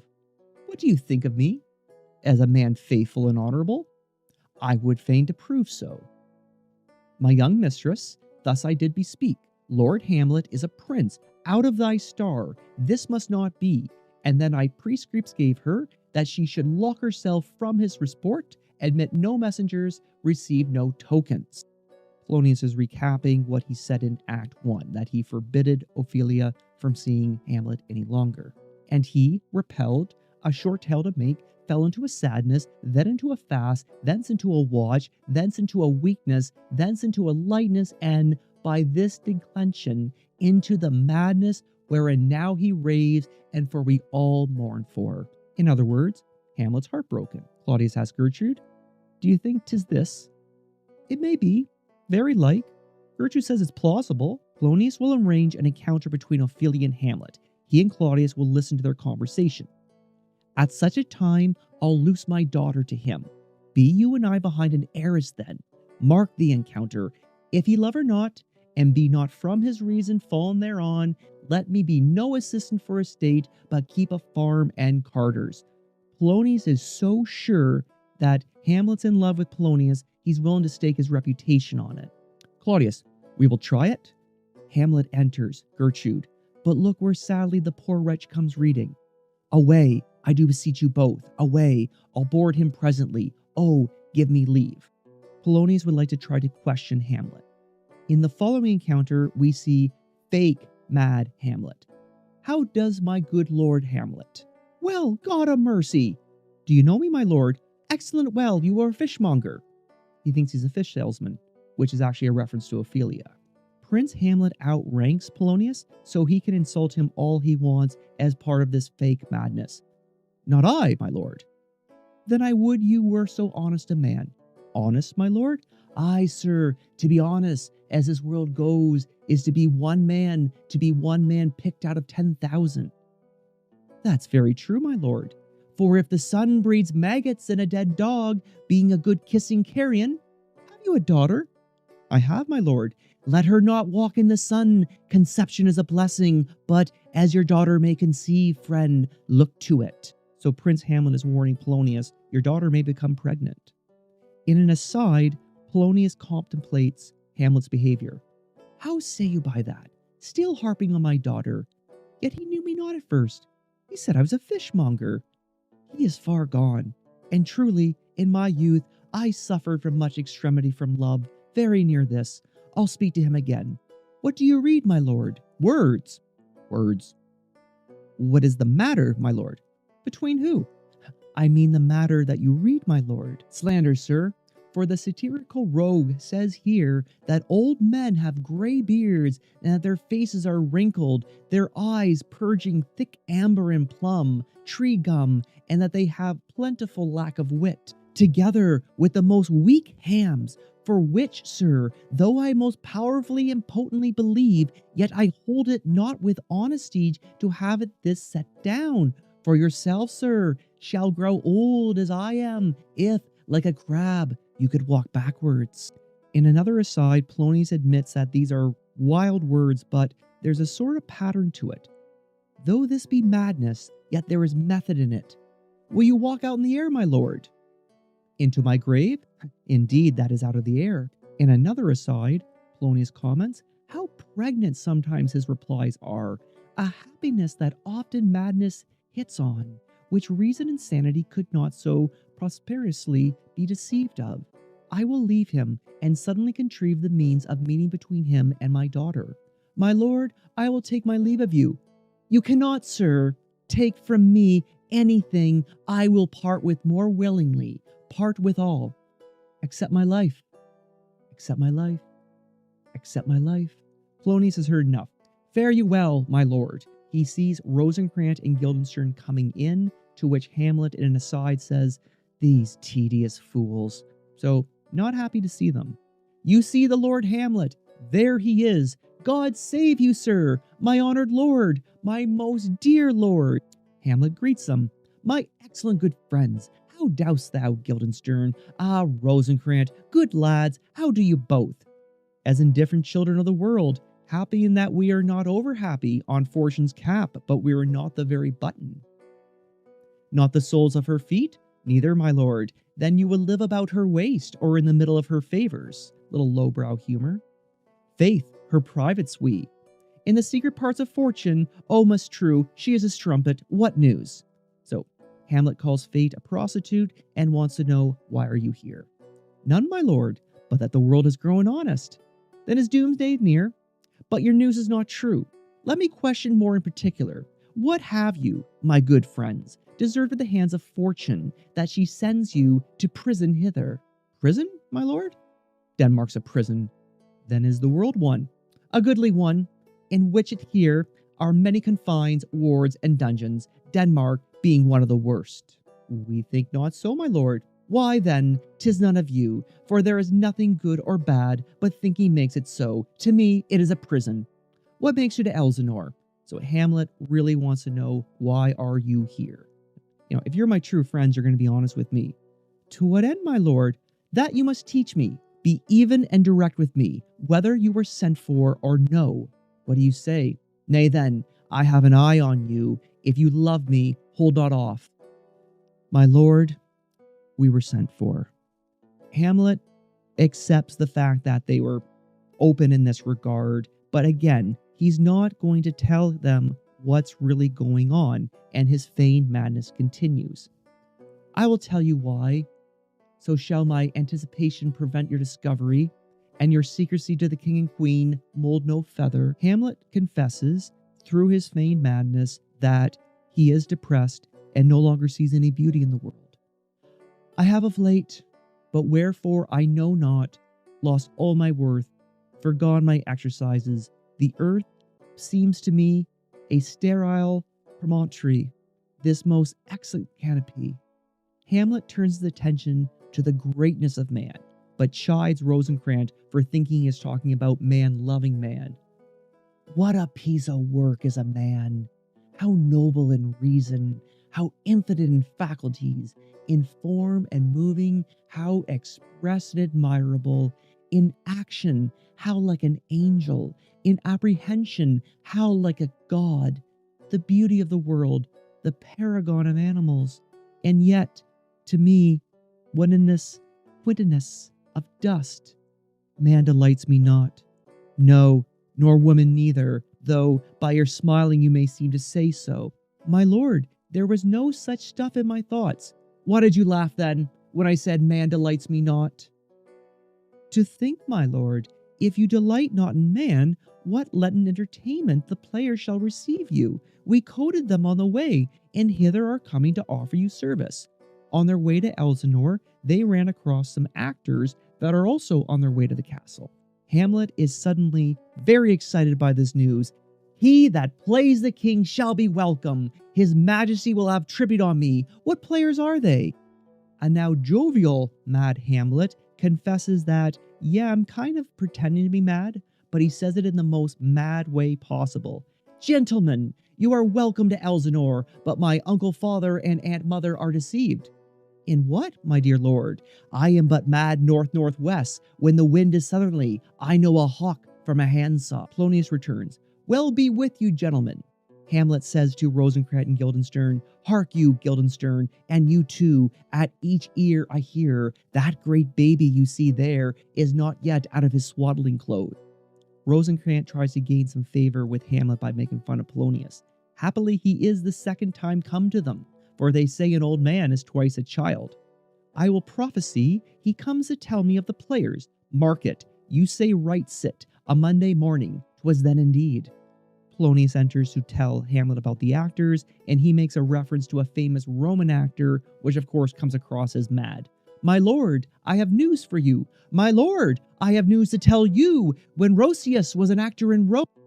Polonius reads an advertisement for the players, and Hamlet replies with a biblical reference. The best actors in the world, either for tragedy, comedy, history, for the law of writ and the liberty, these are the only men. O Jebediah, judge of Israel, what a treasure hast thou! What treasure had he, lord? Why, one fair daughter, and no more, for which he loved passing well. Still my daughter. Am I not in the right, old Jebediah? If you call me Jebediah, my lord, I have a daughter that I love passing well. Nay, that follows not. What follows then, my lord? Why, as by lot, God wot, and then, you know, it came to pass, as most like it was, the first row of the pious chanson will show you more, for look where abridgment comes. Hamlet could be saying multiple things here. It may require another video to really get into. The players enter, and Hamlet greets them very warmly. More warmly that is fitting their social rank, which makes Hamlet seem all the more mad. Welcome, masters, welcome all. I am glad to see thee well. Welcome, good friends. Hamlet turns his attention to the lead actor. Come, give us a taste of your quality. Come, a passionate speech. What speech, my good lord? Hamlet either knows these actors from the city, or he's pretending that he knows them. I heard thee speak a speech once, 'twere Aeneas' tale to Dido, and thereabout it especially when he speaks of Priam's slaughter. Hamlet starts the tale of the death of King Priam of Troy by Pyrrhus, with eyes like carbunches the Hellespirus old grandsire seeks to precede you. Polonius tries to get in a compliment. For God, my lord, well spoken, with good accent and discretion. Hamlet doesn't take that compliment. The lead player continues the speech, but Polonius finds it a bit boring. Out, out, thou strumpet fortune, all you gods and general Sire, take away her power, break all the spokes and fellies from her wheel, and bowl the round nave down the hill of heavens as low to the fiends. This is too long, and how she witnessed her husband be slaughtered. It shall be to the barbers with your beard. Prithee say on, he's for a jig or a tale of bawdry, or he spiels. Say on, come to Hecuba. When she saw Pyrrhus make malicious sport in mincing with his sword her husband's limbs, the instant burst of clamor that she made, unless things mortal move them at all, would have made milch the burning eyes of heaven and passion in the gods. Polonius is unimpressed that the actor would be moved by his own words. Look where he has not turned his color and has tears in his eyes. Prithee, no more. Hamlet, very impressed, not just by the actor, but by Hecuba acting like a queen should act. And so, he's very happy the actors are here, and he wants them to have the guests of honor at Elsinore. 'Tis well, I'll have thee speak out the rest of this soon. To Polonius, good lord, will you see the players well bestowed? My lord, I will use them according to their deserts. Again, like these are peasants. They can't be honored guests at courts. But Hamlet finds this unacceptable. God balkins, man, much better. Use every man after his desert, and who shall scape whipping? Use them after your own honor and dignity. The less they deserve, the more merit is in your bounty. Take them in. But before the actors depart, Hamlet says something to the lead actor. Dost thou hear me, old friend? Can you play the murder of Gonzago? Aye, my lord. Could you, for a need, study a speech of some 12 or 16 lines, which I would set down and insert in it? Could you not? Aye, my lord. So Hamlet has a little addition for this set play. Hamlet then takes a moment to say goodbye to Rosencrantz and Guildenstern. My good friends, I'll leave you until tonight. You are welcome to Elsinore. Good, my lord. With everybody gone, we get Hamlet's second soliloquy. We get an update on his mental health, and it is not good. Not only is that depression that he expressed in the first act there, but all of this stuff about the ghost, his father's murder, it's really eating away at him. And he just berates himself for not taking action. Now I'm alone. Oh, what a rough and peasant slave I am. Is it not monstrous that this player here, but for a friction and a dream of passion, could force his soul so to his own conceit that from her working all his visage worn, tears in his eyes, distraction in his aspect, a broken voice, and his whole function suiting his forms to his concept, and all for nothing, for Hecuba. What's Hecuba to him, or he to Hecuba, that he should weep for her? What would he do had he the motive and the cue for passion that I have? He would drown the stage with tears and cleave the general ear with horrid speech, make mad the guilty and appall the free, confound the ignorant, and amaze indeed the very faculties of eyes and ears. I swore myself to revenge. Why have I not taken action yet? Yet I, a dull and muddy mettled rascal, peak like John a Dreams, unpregnant of my cause, and can say nothing. No, not for a king upon whose property and most dear life a damned defeat was made. Am I a coward? Who calls me villain, breaks my pate across, plucks off my beard and blows in my face, tweaks me by the nose, gives me the lie in the throat as deep as to the lungs? Who does this to me? Ah, swoons, I should take it, for it cannot be, but I am a pigeon-livered and lack gall to make oppression bitter, or this I shall have fatted out against the regent kites with all the slaves offal. Bloody, bawdy villain, remorseless, treacherous, lecherous, kindless villain! Why, what an ass am I? This is most brave that I, the son of a dear father murdered, prompted to my revenge by heaven and hell, must, like a whore, unpack my heart with words and fall a cursing like a very a stallion. I have heard that guilty creatures sitting at a play have, by the very cunning of the scene, been struck so to the soul. I'll have these players play something like the murder of my father before mine uncle. I'll observe his looks, I'll tend him to the quick, and if he do blench, I know my course. Hamlet realizes he can't just take the ghost's word for it. He needs proof that Claudius killed King Hamlet before he can carry out his revenge. And there's a very good reason for that. Spirit that I have seen may be the devil, and the devil hath the power to assume a pleasing shape, yea, perhaps, out of my weakness and my melancholy, as he is very potent with such spirits, abuses me to damn me. That ghost may have been the devil pretending to be King Hamlet. Hamlet hopes the play will make everything clear. All have grounds more relative than this. The play's the thing wherein I'll catch the conscience of the king. And that is Act 2, Scene 2. Recap. Some time has passed. Rosencrantz and Guildenstern, boyhood friends of Hamlet, have been invited to court to spy on the prince, but learn nothing.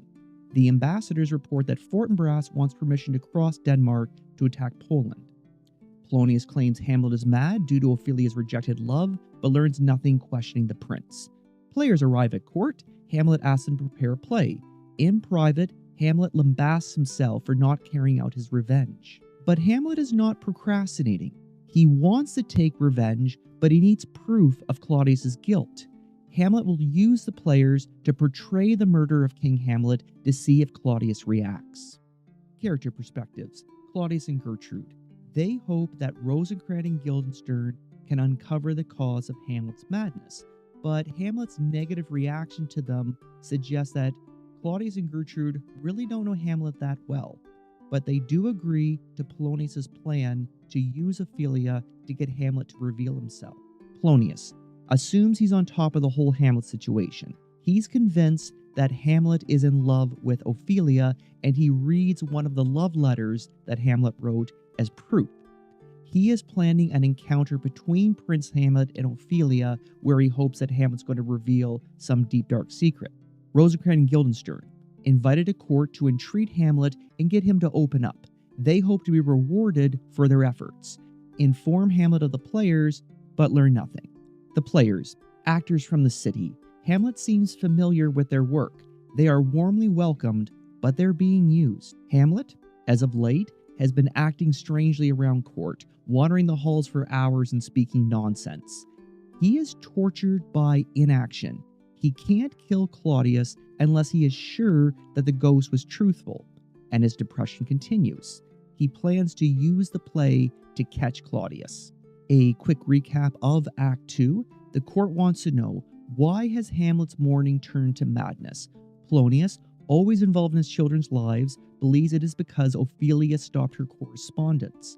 Polonius plots to spy on an arranged conversation between Hamlet and Ophelia. Claudius and Gertrude hire Rosencrantz and Guildenstern, boyhood friends of Hamlet, to report on his actions. Claudius agrees to Polonius's plan. And let's emphasize that Hamlet continues to be furious with Gertrude and wants to take revenge on Claudius. However, what if the ghost was lying? He plans to get the players to reenact the death of King Hamlet. If Claudius looks guilty, he'll have the proof. He claims to be pretending to be mad, but his soliloquies reveal his actual mental state. And a major plot point. Old Norway recalls his nephew, Prince Fortinbras, and his troops. Norway requests safe passage for its forces across Denmark. Claudius agrees to the treaty. And like everything in this play, all actions have consequences. And that is Act 2. If you check out the description, I have a link to Act 3. And in the meantime, I thank you for your time.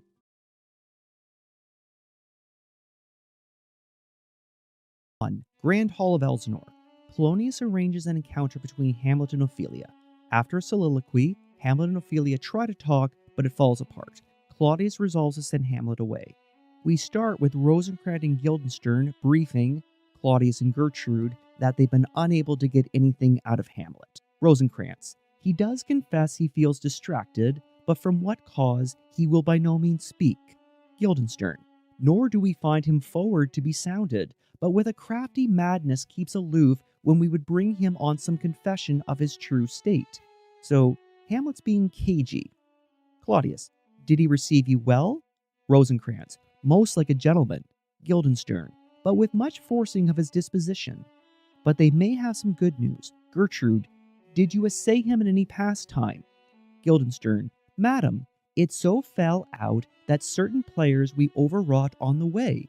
Of these we told him, and there did seem in him a kind of joy to hear of it. They are here about the court, and, as I think, they have already ordered this night to play before him. Polonius concurs. 'Tis most true, and he beseeched me to entreat your majesties to hear and see the matter. Claudius. With all my heart, and it doth most content me to hear him so inclined. Good gentlemen, give him a further edge in, and drive his purpose into these delights. Rosencrantz and Guildenstern exit. Claudius. Sweet Gertrude, leave us too, for we have closely sent for Hamlet hither, that he, as 'twere by accident, may hear affront Ophelia. Her lawful father and myself so bestow ourselves that, seeing unseen, we may of their encounter frankly judge. Before departing, Gertrude says to Ophelia that she hopes that the cause of Hamlet's madness is lovesickness, because perhaps that's a matter easily solved. Gertrude. I shall obey you. And for your part, Ophelia, I do wish that your good beauties be the happy cause of Hamlet's wildness. So shall I hope your virtues will bring him to his wonted way again, to both your honors. Ophelia. Madam, I wish it may.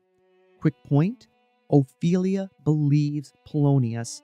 Ophelia believes that she is the cause of Hamlet's madness. Polonius gives some last-minute instructions to Ophelia. Ophelia, walk you here. Gracious, so please you, we may bestow ourselves. He then gives her a prayer book, and in his long-winded way explains that if she looks like she's been praying, she'll look all the more innocent. To which Claudius comments in an aside, Oh, 'tis true, how smart a lash that speech doth give my conscience. Oh, heavy burden. What is the burden that's bothering Claudius? But we'll learn more about that later. Polonius. I hear him coming. Let's withdraw, my lord. And now we get the famous to be or not to be soliloquy. If you're not familiar with this speech, it is about self-harm, idolation. And so I just give you a quick advisory about that. In the meantime, let's emphasize that Hamlet is in a depressed state. To be or not to be? That is the question. Whether 'tis nobler in the mind to suffer the slings and arrows of outrageous fortune, or to take up arms against the sea of troubles and, by opposing, end them. To die, to sleep, no more, and by its sleep to say, we end the heartache of the thousand natural shocks that flesh is heir to. 'Tis a consummation devoutly to be wished. To die, to sleep, perchance to dream. Ah, there's the rub. For in that sleep of death, who knows what dreams may come, when we have shuffled off this mortal coil, must give us pause. There's the respect that makes calamity of so long life.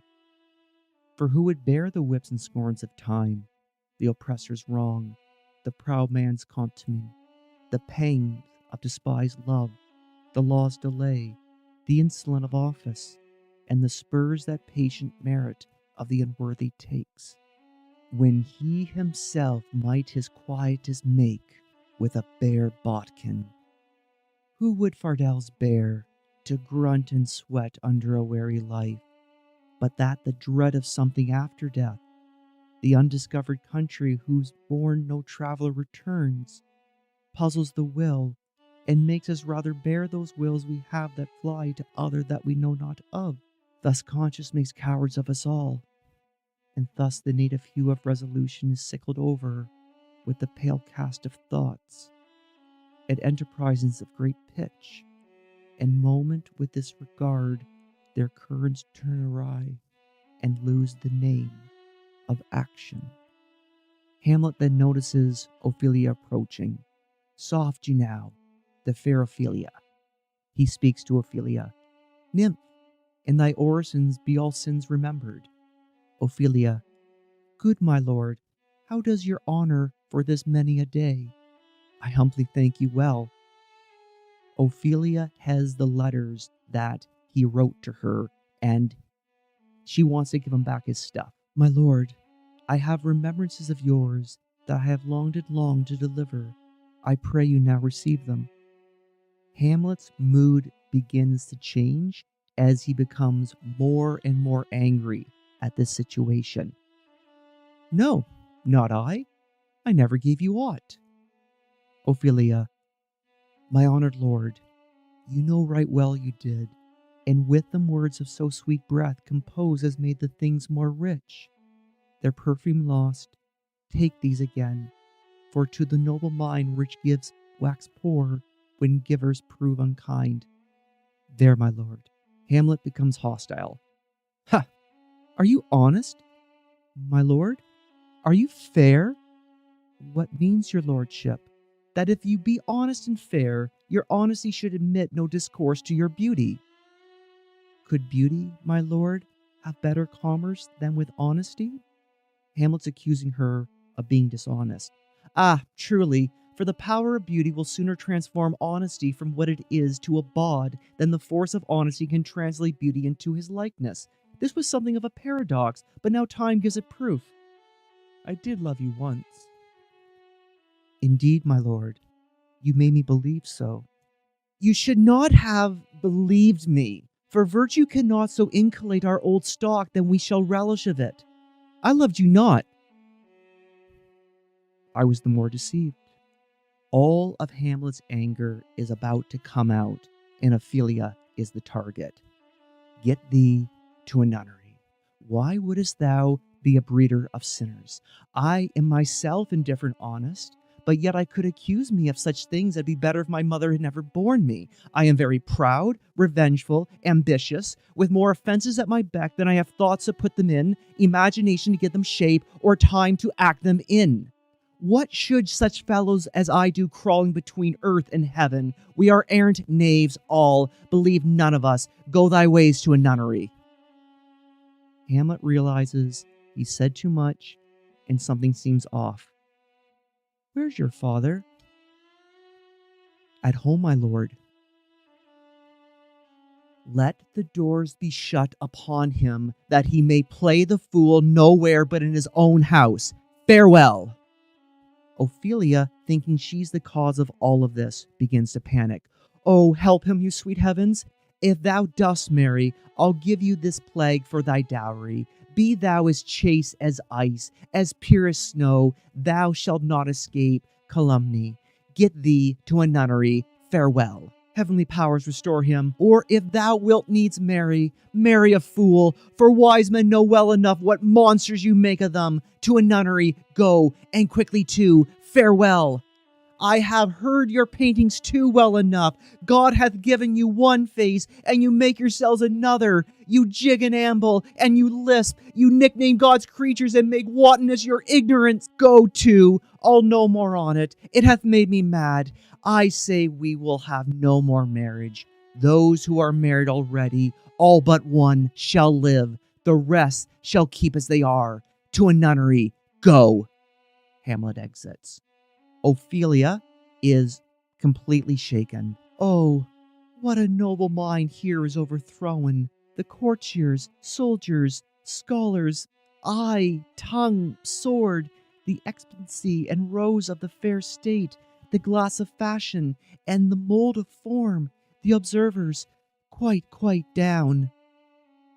And I, of ladies most dejected and wretched, that suckled the honey of his music vows, now see that noble mind and most sovereign reason, like sweet bells jangled, out of time and harsh, that unmatched form and stature of blown youth, blasted with ecstasy.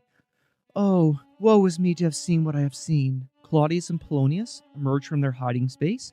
Claudius is convinced this is not mad love. Love? His affections do not that way trend, nor what he spake. though it lacked form a little, was not like madness.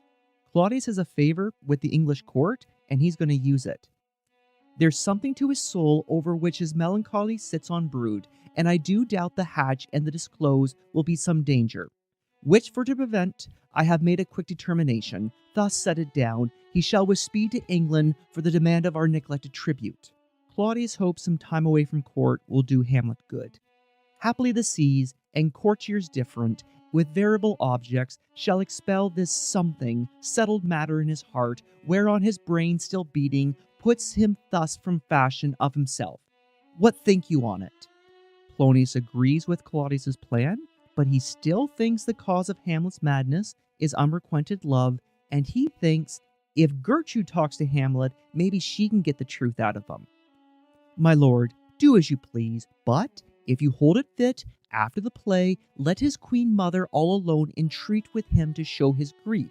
Let her be round with him, and I'll be placed, so please you, in the ear of all their conference. If she find him not, to England send him, or confine him where your wisdom best shall think. So this spying on Hamlet didn't work, but maybe if we try to spy on one again, that plan will work. Claudius, it shall be so. Madness and great ones must not unwatched go. End scene. Recap Act 3, Scene 1.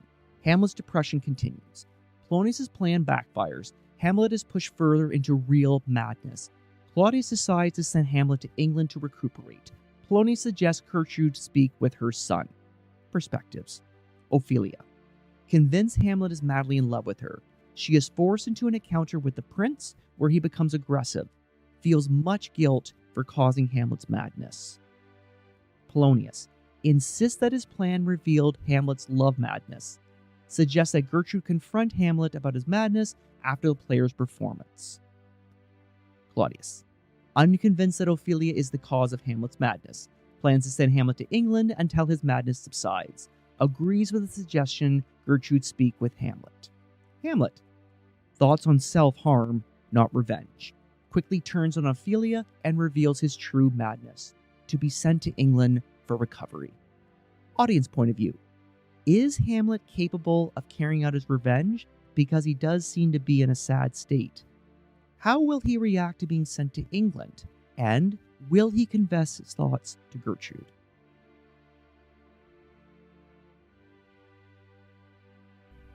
Act 3, Scene 2, Grand Hall of Elsinore. Hamlet greets the court before the performance. He is cruel to Ophelia. The players reenact the murder of King Hamlet. Claudius appears guilty. Prince Hamlet claims victory.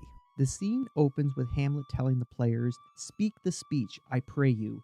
He then goes on to a long dialogue about how actors should act. It's probably more about how Shakespeare thought actors should act in his own time. So if you'd like me to get into that, I can do a video on it. Otherwise, I'm just going to move on with the scene. Polonius enters with Rosencrantz and Guildenstern. "How now, my lord? Will the king hear this piece of work?" Polonius, "And the queen too, and that presently." Horatio enters. We haven't seen him since Act 1 and we're not sure what he's been up to, but Hamlet greets him. "What ho, Horatio! Here, sweet lord, at your service." Hamlet appears to pay Horatio a compliment. "Horatio, thou art even as just a man as ever my conversation coped withal." Horatio, "Oh, my dear lord." But Hamlet wasn't being complimentary. He just wants to remind Horatio that he is his servant. "Hey, do not think I flatter. For what advancement may I hope from thee, that no revenue hast but thy good spirits to feed and clothe thee? What should the poor be flattered? No, let the candy-tongued lick absurd pomp and crook the pregnant hinges of the knee, where thrift may follow fawning." Hamlet is telling Horatio, "You're the only person that I trust. Dost thou hear? Since my dear soul was mistress of her choice and could of men distinguish, her election hath sealed thee for herself. For thou hast been as one in suffering, all that suffers nothing, a man that fortune's buffets and rewards hath taken with equal thanks, whose blood and judgments are so well commeddled, that they are not a pipe for fortune's finger to sound what stop she please. Give me that man that is not passion's slave, and I will wear him in my heart's core, aye, in my heart of here, as I do thee." Horatio, you're really important to the plan I have here. There is a play tonight before the king. One scene of it comes near the circumstance which I have told thee of my father's death. I prithee, when thou seest that act afoot, even with the very comment of thy soul observe my uncle. If his occulted guilt do not itself unkennelled in one speech, it is a damned ghost that we have seen, and my imaginations are as foul as Vulcan's Scythe. So please keep a close eye on Claudius and see if he acts suspicious. Give me heedful note, for I mine eyes will revert his face, and after we will both our judgments join in censure of his seeming. Horatio agrees to help. Well, my lord, if he steals aught while else this play is playing and escape detecting, I will pay the theft. The court enters. They are coming to the play. I must be idle. Get to your place. Claudius greets Hamlet and gets a nonsensical reply. How fares our cousin Hamlet? Excellent. In faith of the chameleon's dish, I eat the air, promise crammed. You cannot feed capers so. Hamlet then asked Polonius if he's ever tried acting before. That I did, my lord, and I was accounted a good actor. What did you enact? I did enact Julius Caesar. I was killed in the Capitol. Brutus killed me. Ah, what a brute part of him to kill so capital a calf there. Be the players ready? Rosencrantz, Ay, my lord, they stand upon your patience. Gertrude would like Hamlet to sit beside her, but Hamlet has another idea. Come hither, my dear Hamlet, sit by me. No, good mother, here's metal more attractive. Polonius hopes that Claudius is noting this conversation. Oh ho, do you mark that? Hamlet proceeds with making Ophelia extremely uncomfortable. Lady, shall I lie in your lap? No, my lord. I mean, my head upon your lap. Ay, my lord. Did you think I meant country matters? I think nothing, my lord. Hamlet makes a pun about what lies between maids' legs. That's a fair thought, to lie between maids' legs. What is that, my lord? Nothing. You are merry, my lord. Who, I? I, my lord. Oh God, you're only jig-maker. What should a man do but be merry? For look how cheerfully my mother looks, and my father's died within 2 hours. Nay, 'tis twice 2 months, my lord. So long? Nay, then let the devil wear black, for I'll have a suit of sables. Oh heavens, died 2 months ago, and not forgotten yet. Then there's hope for a great man's memory may outlive his life half a year. But, by Our Lady, he must build churches then, or else he shall suffer not thinking on, with the hobby horse whose epitaph is, for oh ho, the hobby horse is forgot. The players enter and perform a dumb show. A dumb show is like a trailer for the play. They enact the whole play without saying anything. So what they're about to show, they show, but there's no reaction from the court. It's possible that they're distracted in getting their seats. But Hamlet and Ophelia discuss it. Ophelia is not familiar with a dumb show. What means this, my lord? Marry, it is mischi malacho. It means mischief. Belike this show imports the argument in the play. We shall know by this fellow. The players cannot keep counsel. They'll tell all. Will he tell us what the show meant? Aye, or any show that you will show him. Be not ashamed to show. He'll not shame to tell you what it means. You are not. I'll mark the play. The prologue begins. For us and for our tragedy, here stooping to your clemency, we beg your hearing patiently. Is this a prologue or the posy of a ring? 'Tis brief, my lord, as woman's love.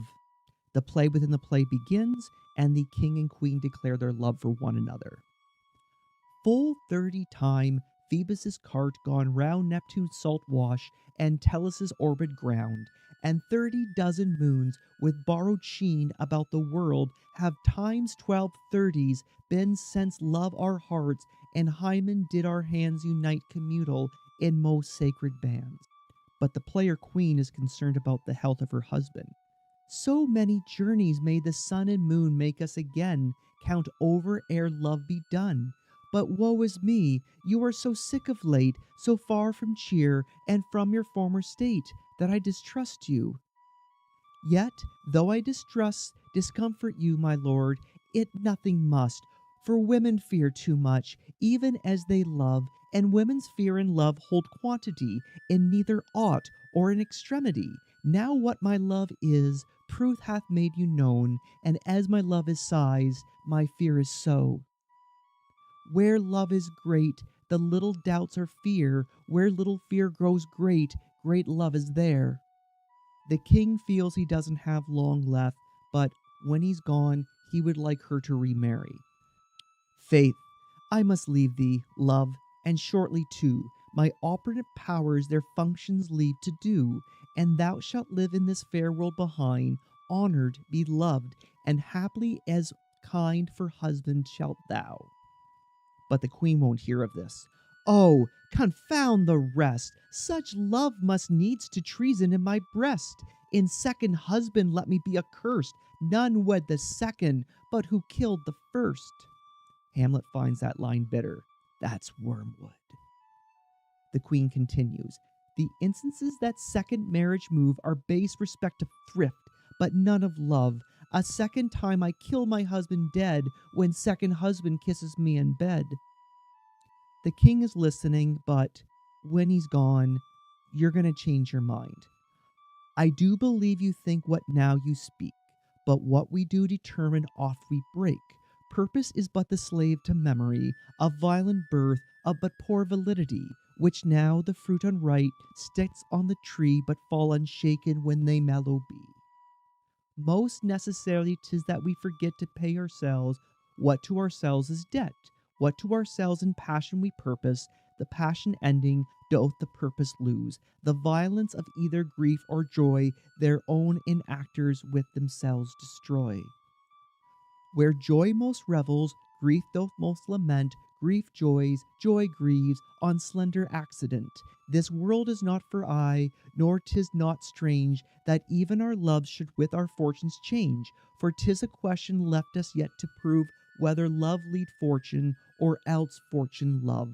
The great man down, you mark his favorite flies, the poor, advance, makes friends of enemies, and hither doth love on fortune tend, for who not needs shall never lack a friend, and who would want a hallow friend doth try directly seasons him his enemy.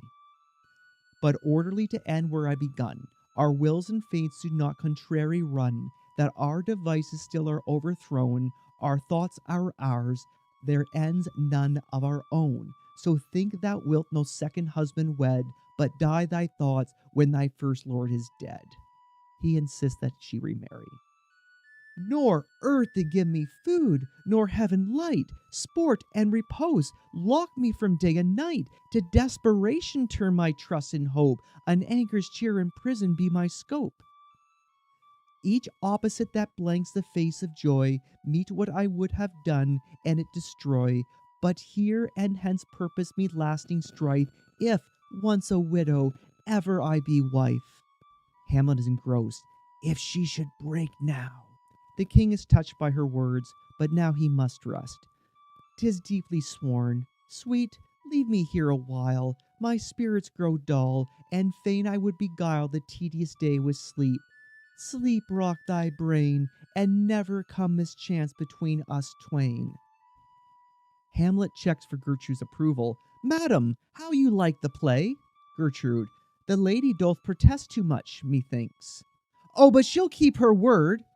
Claudius thinks something's up. Have you heard the argument? Is there no offense in it?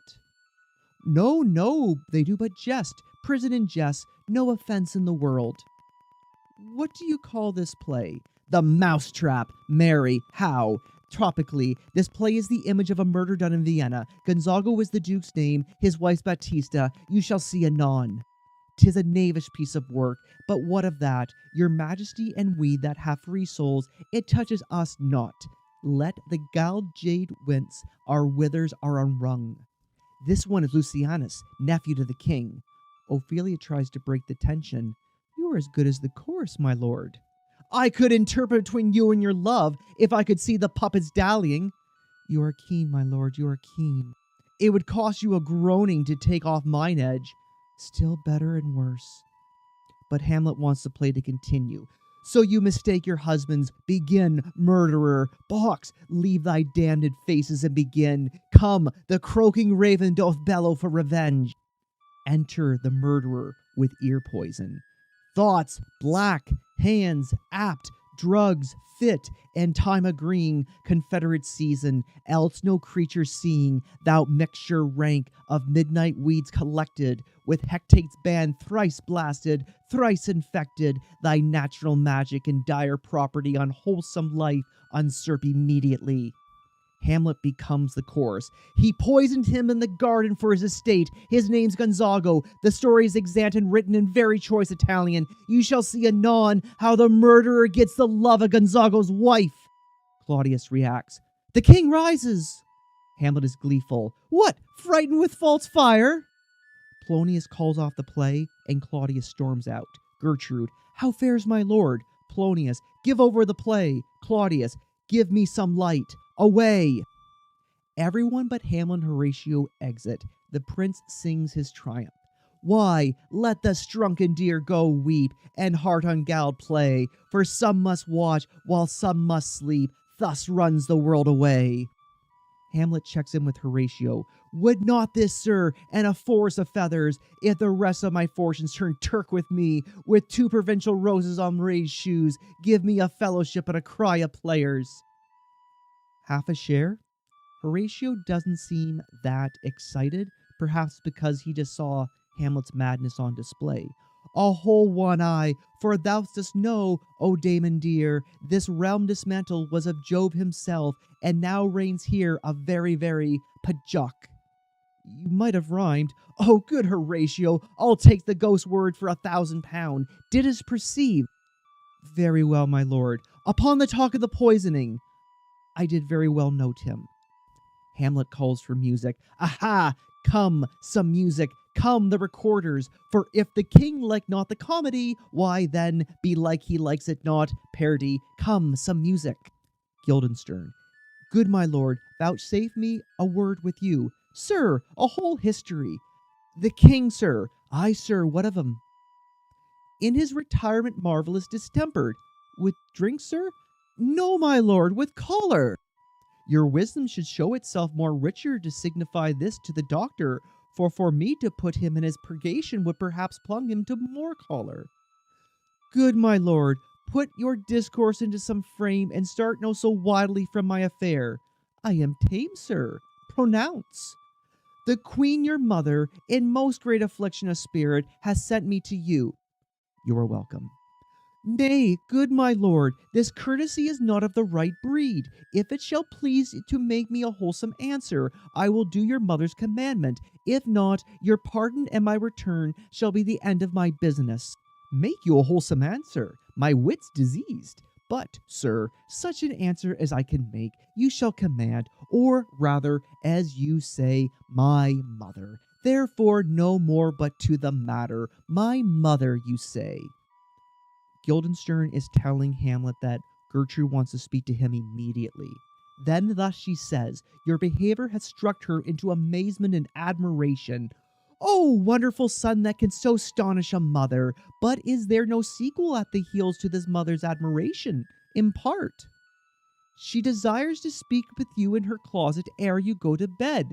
We shall obey. Were she 10 times our mother, have you any further trade with us? Rosencrantz appeals to their childhood together and makes another attempt to get some kind of answer out of Hamlet. My lord, you once did love me, and still do, by these pickers and stealers. Good my lord, what is the cause of distemper? You surely bar the door upon your own liberty if you deny your griefs to your friends. Sir, I lack advancement. How can that be, when you have the voice of the king himself for your succession of Denmark? Aye, sir, but while the grass grows, the proverb is something musty. Oh, the recorders, let me see one, to withdraw with you. Why do you go about to recover the wind of me, as if you would drive me into a toil? Hamlet would like Guildenstern to try one of the recorders. Oh, my lord, if my duty be too bold, my love is too unmannerly. I do not understand that. Will you play upon this pipe? My lord, I cannot. I pray you. Believe me, I cannot. I do beseech you. I know no touch of it, my lord. It is as easy as living. Govern these ventages with your fingers and thumb, give it breath with your mouth, and it will discourse most eloquent music. Look you, these are the stops. But these cannot I command to any utterance of harmony. I have not the skill. Why, look at you now. How unworthy a thing you make of me. You would play upon me. You would seem to know my stops. You would pluck out the heart of my mystery. You would sound me from my lowest note to the top of my compass. And there is much music, excellent voice in this little organ, yet cannot you make it speak. S'blood, do you think I am easier to be played than a pipe? Call me what instrument you will, though you can fret me, you cannot play upon me. Polonius enters. God bless you, sir. My lord, the queen would like to speak with you, and presently. Hamlet pretends not to hear. Do you see yonder clouds that's almost in the shape of a camel? By the mass, and 'tis like a camel indeed. Methinks it is like a weasel. It is backed like a weasel. Or like a whale, very much like a whale. Then we'll come to my mother by and by. Then an aside, they fool me to the top of my bent. I will come by and by. Polonius, I will say so. By and by is easily said. Leave me, friends. Everyone except Hamlet exit, and we get a little soliloquy. 'Tis now the very witching time of night, when churchyards yawn and hell itself breathes out contagion to this world. Now could I drink hot blood and do such bitter business of the day would quake to look on. Soft now to my mother. Hamlet is ready to take revenge, but don't let Gertrude talk you out of it. O heart, lose not thy nature. Let not even the soul of Nero enter this firm bosom. Let me be cruel, not unnatural. I will speak daggers to her, but use none. My tongue and soul in this be hypocrites. How in my words somever shall she shent, to give them seals never, my soul content. Recap, Act 3, Scene 2. Hamlet's plan seems to have worked. Claudius looked guilty while watching the play. Hamlet's madness was on full display for the court. Claudius is furious, and Gertrude wants to speak to Hamlet immediately. Perspectives. The players. Hired to perform a known play with some modifications. We don't learn if they are punished, but we do see that Hamlet is willing to use people to get his revenge. Rosencrantz and Guildenstern. They continue to inform on Hamlet to the king. Hamlet continues to evade their questions and inform Hamlet he is to see his mother in her room immediately. Polonius, moving forward with his plan to spy on Hamlet in Gertrude's room, he reminds Hamlet to go immediately, and he is still holding out that the cause of his madness is lovesickness over Ophelia. Ophelia. Hamlet continues to be verbally abusive, but she just has to take it. She is humiliated at the play, and she does think she's the cause of Hamlet's madness, so she has that guilt riding on her. Horatio. Notified of the play plan to catch the conscience of the king, Hamlet considers him to be his most trusted confidant, but also a servant. Horatio seems to accept this role. Hamlet. Still playing mad for the court. He is impatient during the scene, but his plan works. Claudius appears guilty when the player king is assassinated. Treats Horatio, Ophelia, and the players poorly. Claudius and Gertrude. They were looking forward to the play, but leave furious. It wasn't Gertrude's idea to speak to Hamlet privately, but she wants to now. Claudius is furious. Does Hamlet know something? Audience point of view. Claudius seems startled by the play within the play. Is he guilty? Will Hamlet finally carry his revenge before he's sent to England? And what will Gertrude say to her son?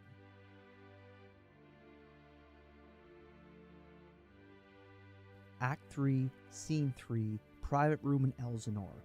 Claudius informs Rosencrantz and Guildenstern that they are to escort Hamlet to England.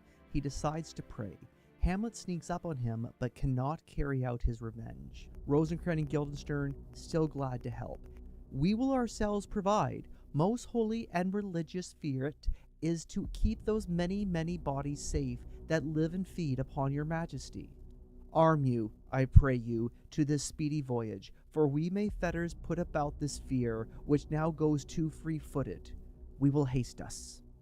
Rosencrantz and Guildenstern exit. Polonius enters, informs Claudius that he's off to Gertrude's room to spy on Hamlet. My lord, he's going to his mother's closet. Behind the arras I'll convey myself to hear the process.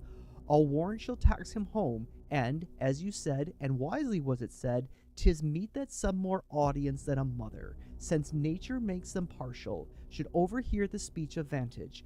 Fare you well, my liege. I'll call upon you ere you go to bed, and tell you what I know.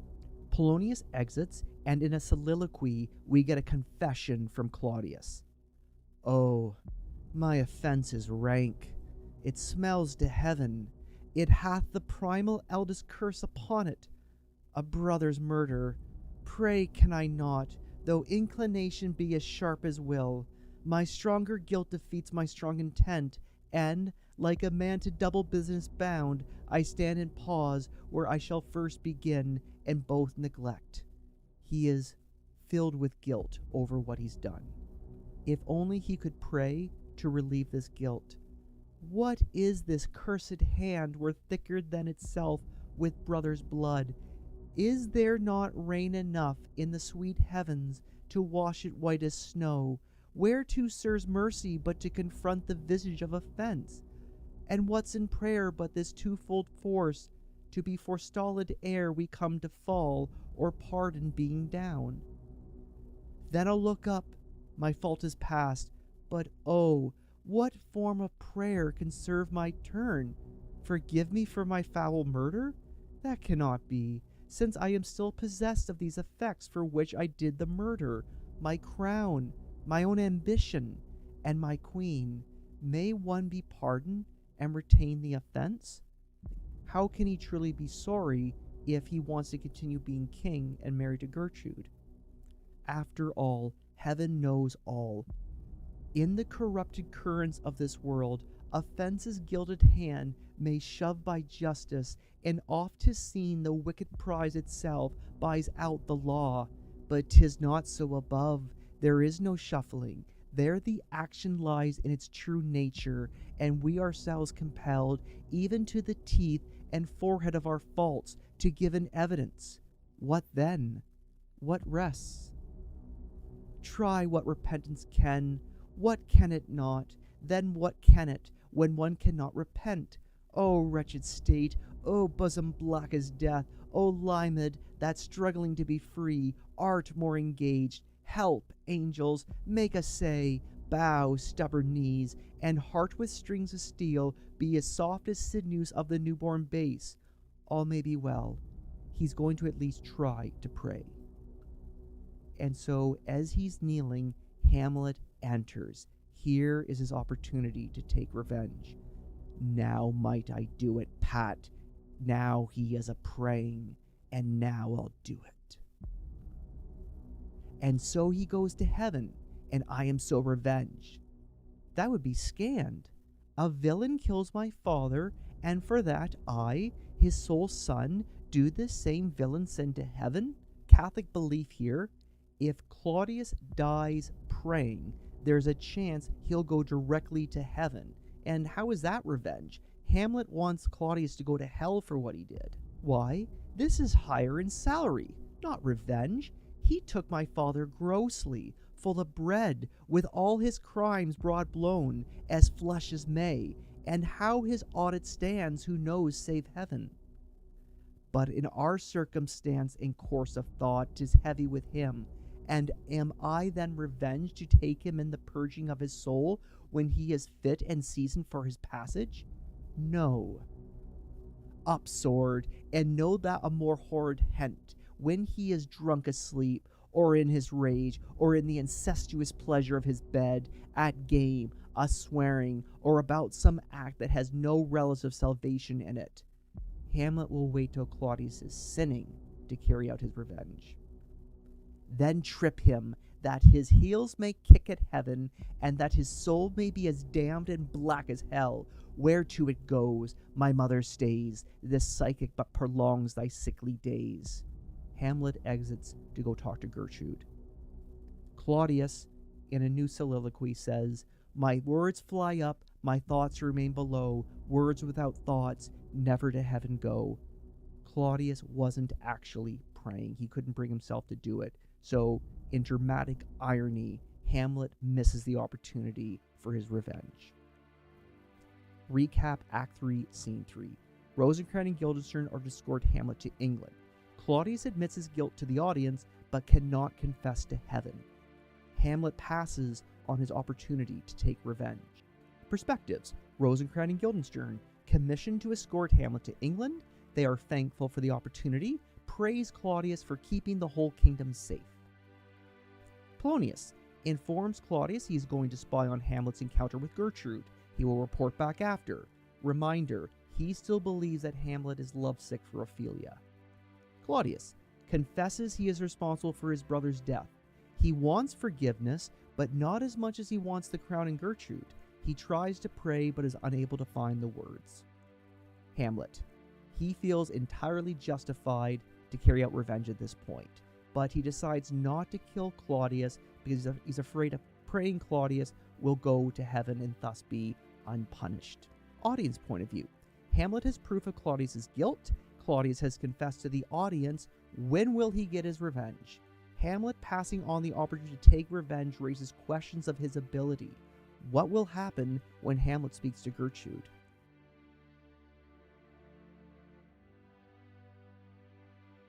Act 3, Scene 4, The Chambers of Gertrude.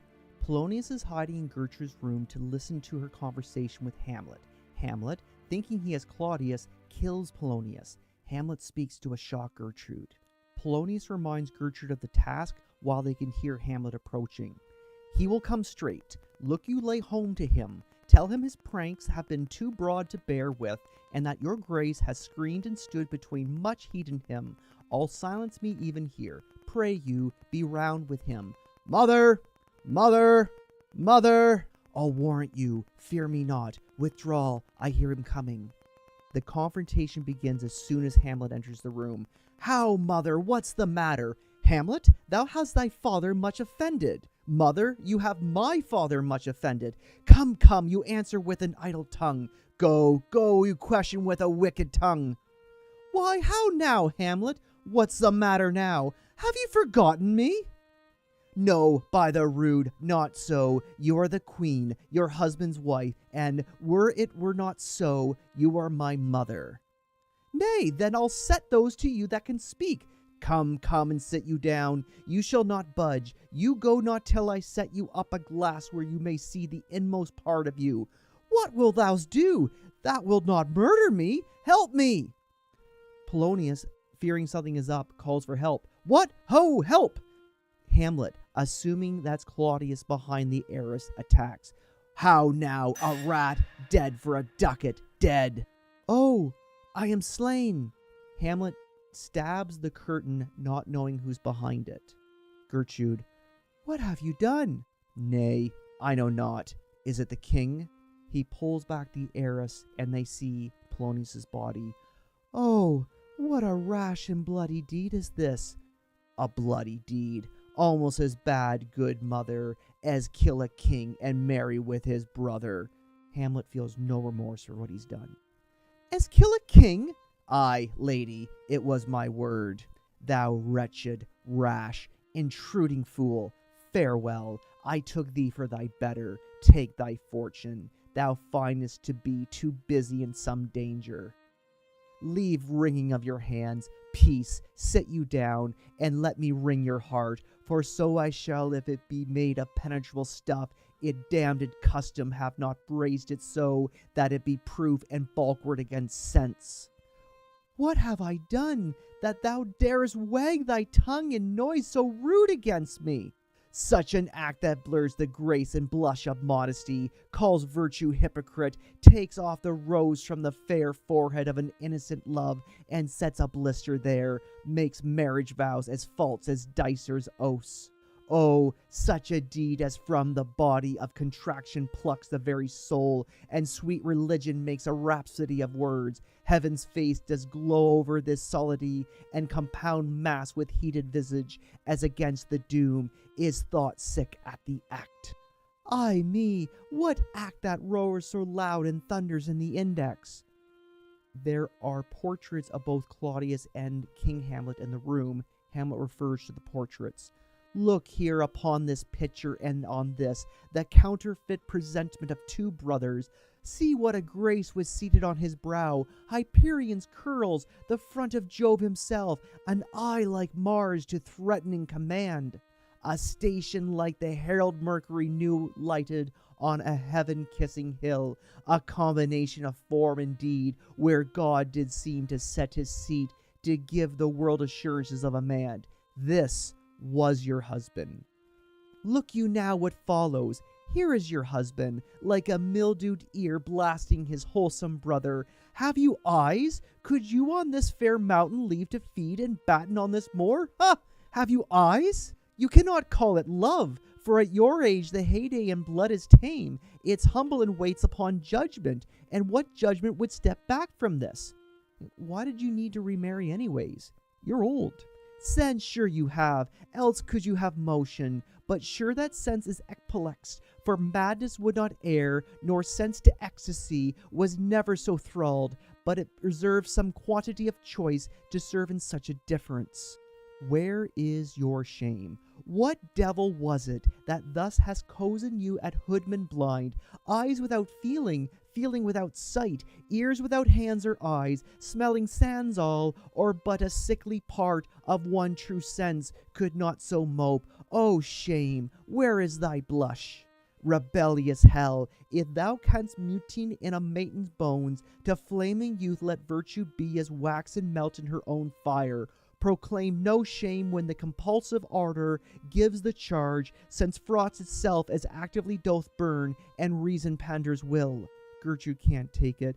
Oh, Hamlet, speak no more. Thou turnest my eyes into my very soul, and there I can see such black and grained spots as will not leave their tinct. Nay, but to live in rank and sweet of an inseminate bed, stewed in corruption, honeying and making love over the nasty sty. Oh, speak to me no more. These words are like daggers enter my ears. No more, sweet Hamlet. A murderer and a villain, a slave that is not 20th part the teeth of your precedent lords, a vice of kings, a cutpurse of the empire, and the rule that from a shelf the precious dime stole and put you in his pocket. Suddenly, the ghost appears, but only Hamlet can see it. No more! A king of shreds and patches.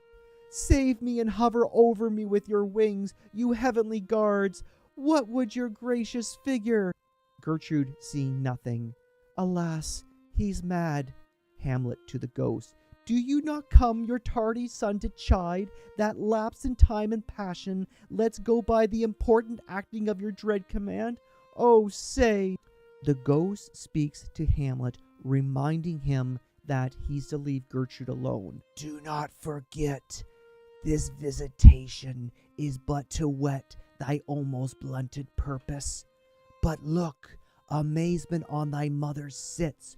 Oh, step between her and her fighting soul. Conceit in weakest body stronger works. Speak to her, Hamlet. How is it with you, lady? Alas, how is it with you, that you do bend your eye on vacancy, and with the incorporeal air do hold discourse? Forth at your eyes your spirits widely peep, and as sleeping soldiers in thy alarm. Hamlet's hair is sticking on end. Your bedded hair, like life and excrements, step up and stand on end. O gentle sun, upon the heat and flame of thy distemper sprinkle cool patience. Whereon do you look? On him! On him! Look you how pale he glares, his forms and cause conjoined, preaching to stones, would make them capable. Do not look upon me, lest with this pious action you convert my stern effects. Then what I have do will want truer color, tears perchance for blood. To whom do you speak this? Do you see nothing there? No, nothing but ourselves. The ghost starts to fade out the window. Why, look you there! Look how it steals away! My father, in his habit as he lived, look where he goes even now out the portal! This is the very coinage of your brain, this bodiliest creation, ecstasy, in very cunning in. Ecstasy? My pulse is yours doth temperly keep time, and makes his healthful music. It is not madness that I have uttered. Hamlet denies being mad. Bring me to the test, and I the matter will reword, which madness would gamble from. Mother, for love of grace, lay not thy flattering unction to your soul, that not your trespass but my madness speaks. It will but skin and film the ulcerous place, whilst rank corruption, mining all within, infects unseen. Confess yourself to heaven, repent what's past, avoid what's to come. Hamlet wants Gertrude to repent now. And do not spread the compost on the weeds to make them rancor. Forgive me this virtue, for in the fatness of these pursy times, virtue itself of vice must pardon beg, year curb, and woo for leave to do him good. O Hamlet, thou hast cleft my heart in twain. Oh, throw away the worser part, and live the pure with the other half. Good night, but go not to my uncle's bed. Assume a virtue if you have it not. That monster, custom, who all sense doth eat, of habits devil, is angle yet in this, yet to the use of actions fair and good, he likewise gives a frock or livery that aptly to put on. Hamlet wants Gertrude to start acting appropriately. Change is difficult at first, but it gets easier. Refrain tonight, and that shall lend a kind of easiness to the next abstinence, the next more easy, for use almost can change the stamp of nature, and either the devil or throw him out in wondrous potency. Once more, good night, and when you are desirous to the blessed, a blessing beg of you. Hamlet expresses some remorse over Polonius. For this same Lord I do repent, but heaven hath pleased it so to punish me with this, and this with me, that I must be their scourge and minister. I will bestow him, and will answer well the death I gave him. So again, good night. I must be cruel only to be kind. This bad begins, and worse remains behind. Onward more, good lady. What shall I do? Not this by no means that I bid you do. Let the bloat king tempt you again to his bed, pinch wanton on your cheek, call you his mouse, and let him for a pair of reechy kisses, or paddling in your neck with his damned fingers. Hamlet claims to know exactly what he's doing. Make you to ravel all this matter out, that I am essentially am not in madness, but mad in craft. 'Twere good you'd let him know, for who that's but a queen fair, sober, wise, would from a paddock, from a bat, a gib, such dear concernings hide. Who would do so? No, in despite of sense and secrecy, unpeg the basket on the house's top, let the birds fly, and like the famous ape, to try conclusions, in the bass's creep, and break your own neck down. Hamlet wants to keep this conversation between the two of them. Be thou assured, if words be made of breath and breath of life, I have no life to breathe what thou hast said to me. I must to England, you know that. Alack, I had forgot. 'Tis so concluded on. So Hamlet knows he's to go to England.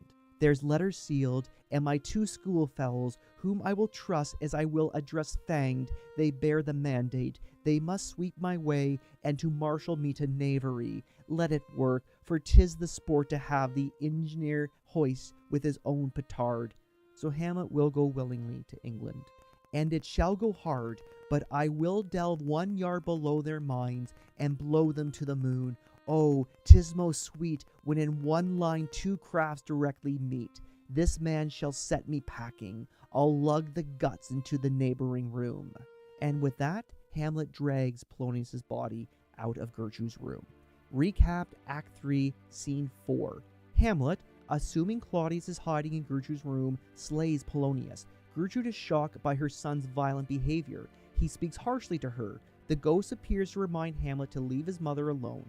Hamlet calms and advises Gertrude to stay away from Claudius. Before departing for England, Hamlet pulls Polonius' body from the room. Perspectives. Polonius. He still assumes that Hamlet is lovesick. He hopes Hamlet will confess to Gertrude, so he hides behind a curtain. When Hamlet gets physical with Gertrude, Polonius calls for help, and Hamlet assaults the curtain, killing him. Gertrude, not prepared for this encounter. She witnesses Hamlet murdering Polonius, accusing Claudius, and speaking to the air. She seems to listen to Hamlet, but is taken aback by his madness. Hamlet. He is agitated and becomes physical with his mother. Feels Polonius got what he deserved. Shamed by the ghost, he tries to speak more gently, advising his mother to stay away from Claudius. Audience point of view.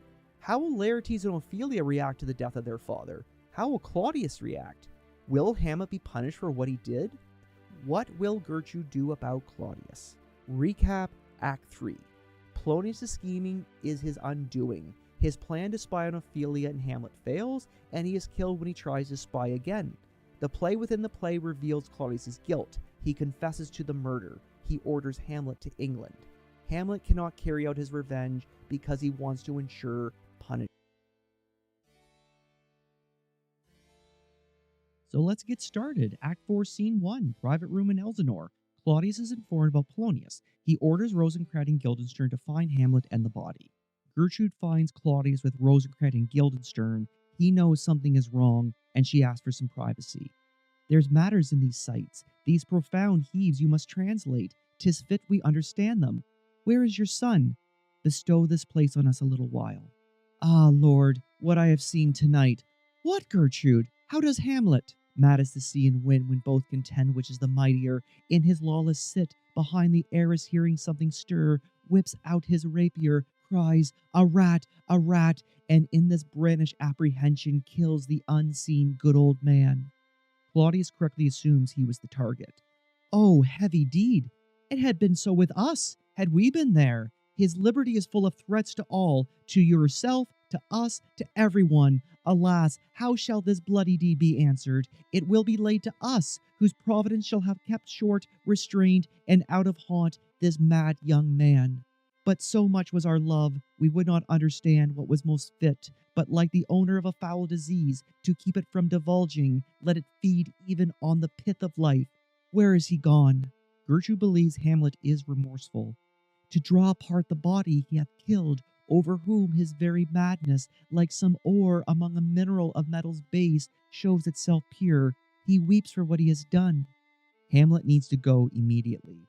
Oh, Gertrude, come away. The sun no sooner shall the mountains touch, but we will ship him hence, and this vile deed we must with all our majesty and skill both countenance and excuse. Ho, Guildenstern!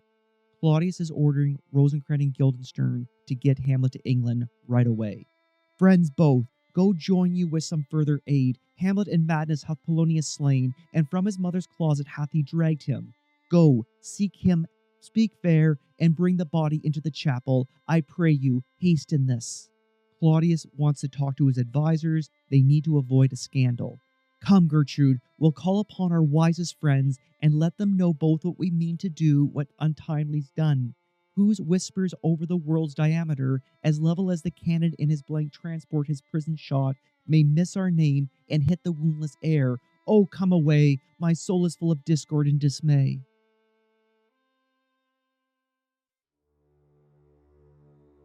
Act 4, Scene 2, Inside Elsinore. Hamlet refuses to reveal the location of the body. He leads Rosencrantz and Guildenstern on a chase. Hamlet has just hidden the body and he can hear his name being called off stage. Safely stowed. Hamlet! Lord Hamlet! But soft, what noise? Who calls on Hamlet? Oh, here they come. What have you done, my lord, with the dead body? Compounded it with dust, whereto 'tis kin. Tell us where 'tis, that we may take it thence and bear it to the chapel. Do not believe it. Believe what? That I can keep my counsel and not my own. Besides, to be demanded for a sponge, what replication should be made by the son of a king? Take me for a sponge, my lord. Aye, sir, that soaks up the king's countenance, his rewards, his authorities, but such officers do the king best service in the end. Hamlet says, you're being used, you just don't see it. He keeps them like an ape an apple in the corner of his jaw, first mouthed, to be last swallowed. When he needs what you have gleaned, it is but squeezing you, and sponge, you shall be dry again. I understand you not, my lord. I am glad of it. A knavish speech sleeps in a foolish ear. My lord, you must tell us where the body is and go with us to the king. The body is with the king, but the king is not with the body. The king is a thing. A thing, my lord? Of nothing. Bring me to him. Hide fox, and after. And Hamlet gives chase.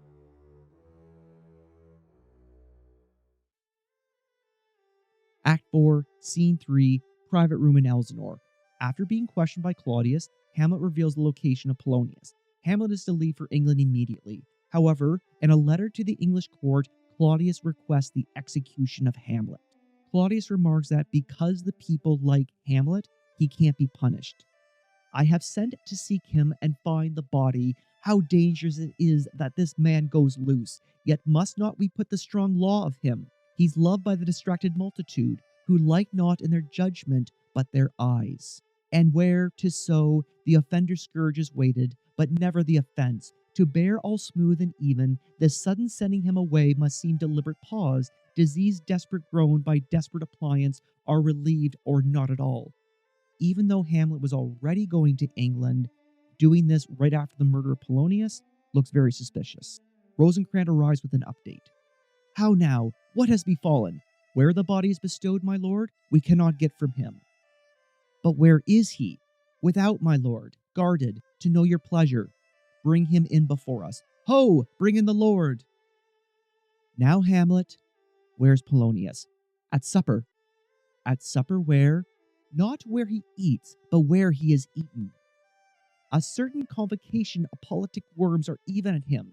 Your worm is your only emperor for diet. We fat all creatures else to fat us, and we fat ourselves for maggots. Your fat king and your lean beggar is but variable service. 2 dishes but to 1 table. That's the end.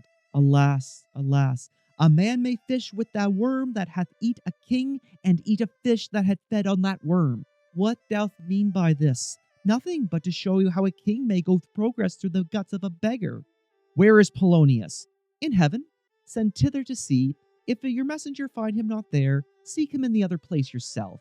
But if, indeed, you find him not within a month, you shall nose him as you go up the stairs to the lobby. Go seek him there. He'll stay until you come. Hamlet, this deed for thine especial safety, which do we tender, as we dearly grieve for that which thus is done, must send thee hence with fiery quickness. Therefore prepare thyself. The bark is ready, and the wind at help, the associates tend, and everything is bent for England. For England? Aye, Hamlet. Good. So is it, if thou knewest our purpose. I see a cherub that sees them, but come, for England, farewell, dear mother. Thy loving father, Hamlet. My mother. Father and mother is man and wife is one flesh, and so, my mother, come, for England. Follow him at foot, tempt him with speed abroad, delay it not, I'll have him hence tonight. Away, for everything is sealed and done that leans in the affair, pray you, make haste. All exit but Claudius, and in a soliloquy, Claudius points out that England owes Denmark a favor, and he's calling it in. And England, if my love thou holds at aught, as my great power thereof may give thee sense, since yet this Citrius looks raw and red after the Danish sword, and thy free awe pays homage to us, thou mayest not coldly set our sovereign process, which imparts at full, by letters conjuring to that effect, the present death of Hamlet. Do it, England! For like the hectic in my blood he rages, and thou must cure me, till I know 'tis done, however, my haps, my joys will never begin. Recap Act 4, Scenes 1 through 3. Hamlet is taken into custody. Polonius' body is found. Claudius realizes that Hamlet wants to kill him, so he is asking the English court to execute him upon his arrival. Perspectives. Gertrude. She informs Claudius of the murder of Polonius, claims that Hamlet is remorseful, but says nothing of their conversation, keeps some distance from Claudius. Rosencrantz and Guildenstern continue to take orders from Claudius. They are to escort Hamlet to England, but he warns them that they are being used. They are unaware that they carry Hamlet's execution order. Claudius. Between the play within the play and the death of Polonius, it is clear Hamlet wants him dead. Claudius plots to have the English court execute Hamlet. Hamlet. It is difficult to tell the difference between real and feigned madness. He makes a game out of hiding Polonius' body and claims that he is happy to be going to England. Audience point of view. The people may forgive Hamlet for his crime, but how will Ophelia and Laertes react? How will Hamlet escape from Claudius's plan? What else is going on in the kingdom with chaos at court?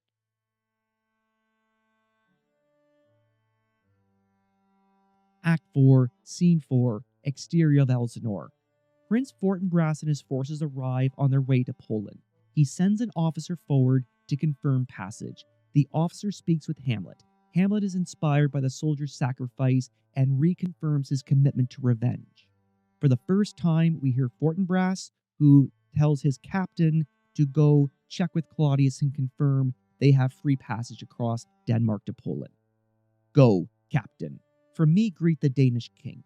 Tell him that by his license, Fortinbras craves the conveyance of a promise marched over his kingdom. You know the rendezvous? If that his majesty would aught with us, we shall express our duty in his eye, and let him know so. I will do it, my lord. Go softly. The captain encounters Hamlet and his entourage, and Hamlet questions the captain. Good sir, whose powers are these? They are of Norway, sir. How purpose, sir, I pray you? Against some part of Poland. Who commands them, sir? The nephew to old Norway, Fortinbras. The captain explains that there is no glory in this adventure. Goes it against the main of Poland, sir, or some frontier? True to speak, and with no addition, we go to gain a little patch of ground that hath no profit but the name, to pay 5 ducats. 5. I would not farm it, nor will it yield to Norway or the Pole a ranker rate should it be sold in fee. Why then, the Pollock will never defend it. Yes, it is already garrisoned. 2,000 souls and 20,000 ducats will not debate this question to the straw.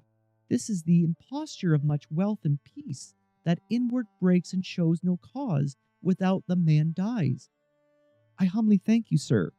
God be with you, sir. So Hamlet is taken back by this great sacrifice.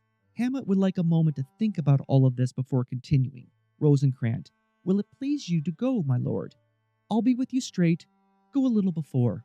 All exit but Hamlet, and in this soliloquy, he talks about how he's impressed by Fortinbras, and it reminds him, I really need to get my revenge. How all occasions do form against me, and spur my dull revenge. What is a man, if his chief good and market of his time be but to sleep and feed? A beast, no more. Sure, he that hath made us with such large discourse, looking before and after, gave us not that capability and godlike reason to thus in us unused. Now whether it be beastful oblivion, or some craven scruple of thinking too precisely on the event, a thought which, quartered, hath 1 part wisdom, and ever 3 parts coward, I do not know why yet I live to say, this thing's to do, sith I have cause, and will, and strength, and the means to do it. Examples gross as earth extort me. Witness this army of such mass in charge, led by a delicate and tender prince, whose spirit with divine ambition puff makes mouth at the invisible event, exposing what is mortal and unsure to all that fortune, death, and danger dare, even for an eggshell. Rightly to be great is not to stir without great argument, but greatly to find quarrel in a straw when honor's at stake. How stand I, then, that have a father killed, a mother stained, excitements of my reason and my blood, and let all sleep, while to my shame I see the imminent death of 20,000 men that for a fantasy and trick of fame go to their graves like beds, fight for a plot whereon the numbers cannot try the cause, which is not tomb enough and content to hide slain. Oh, from this time forth my thoughts be bloody or be nothing worth. Enough messing around, it's time I got my revenge. As soon as I get back from England.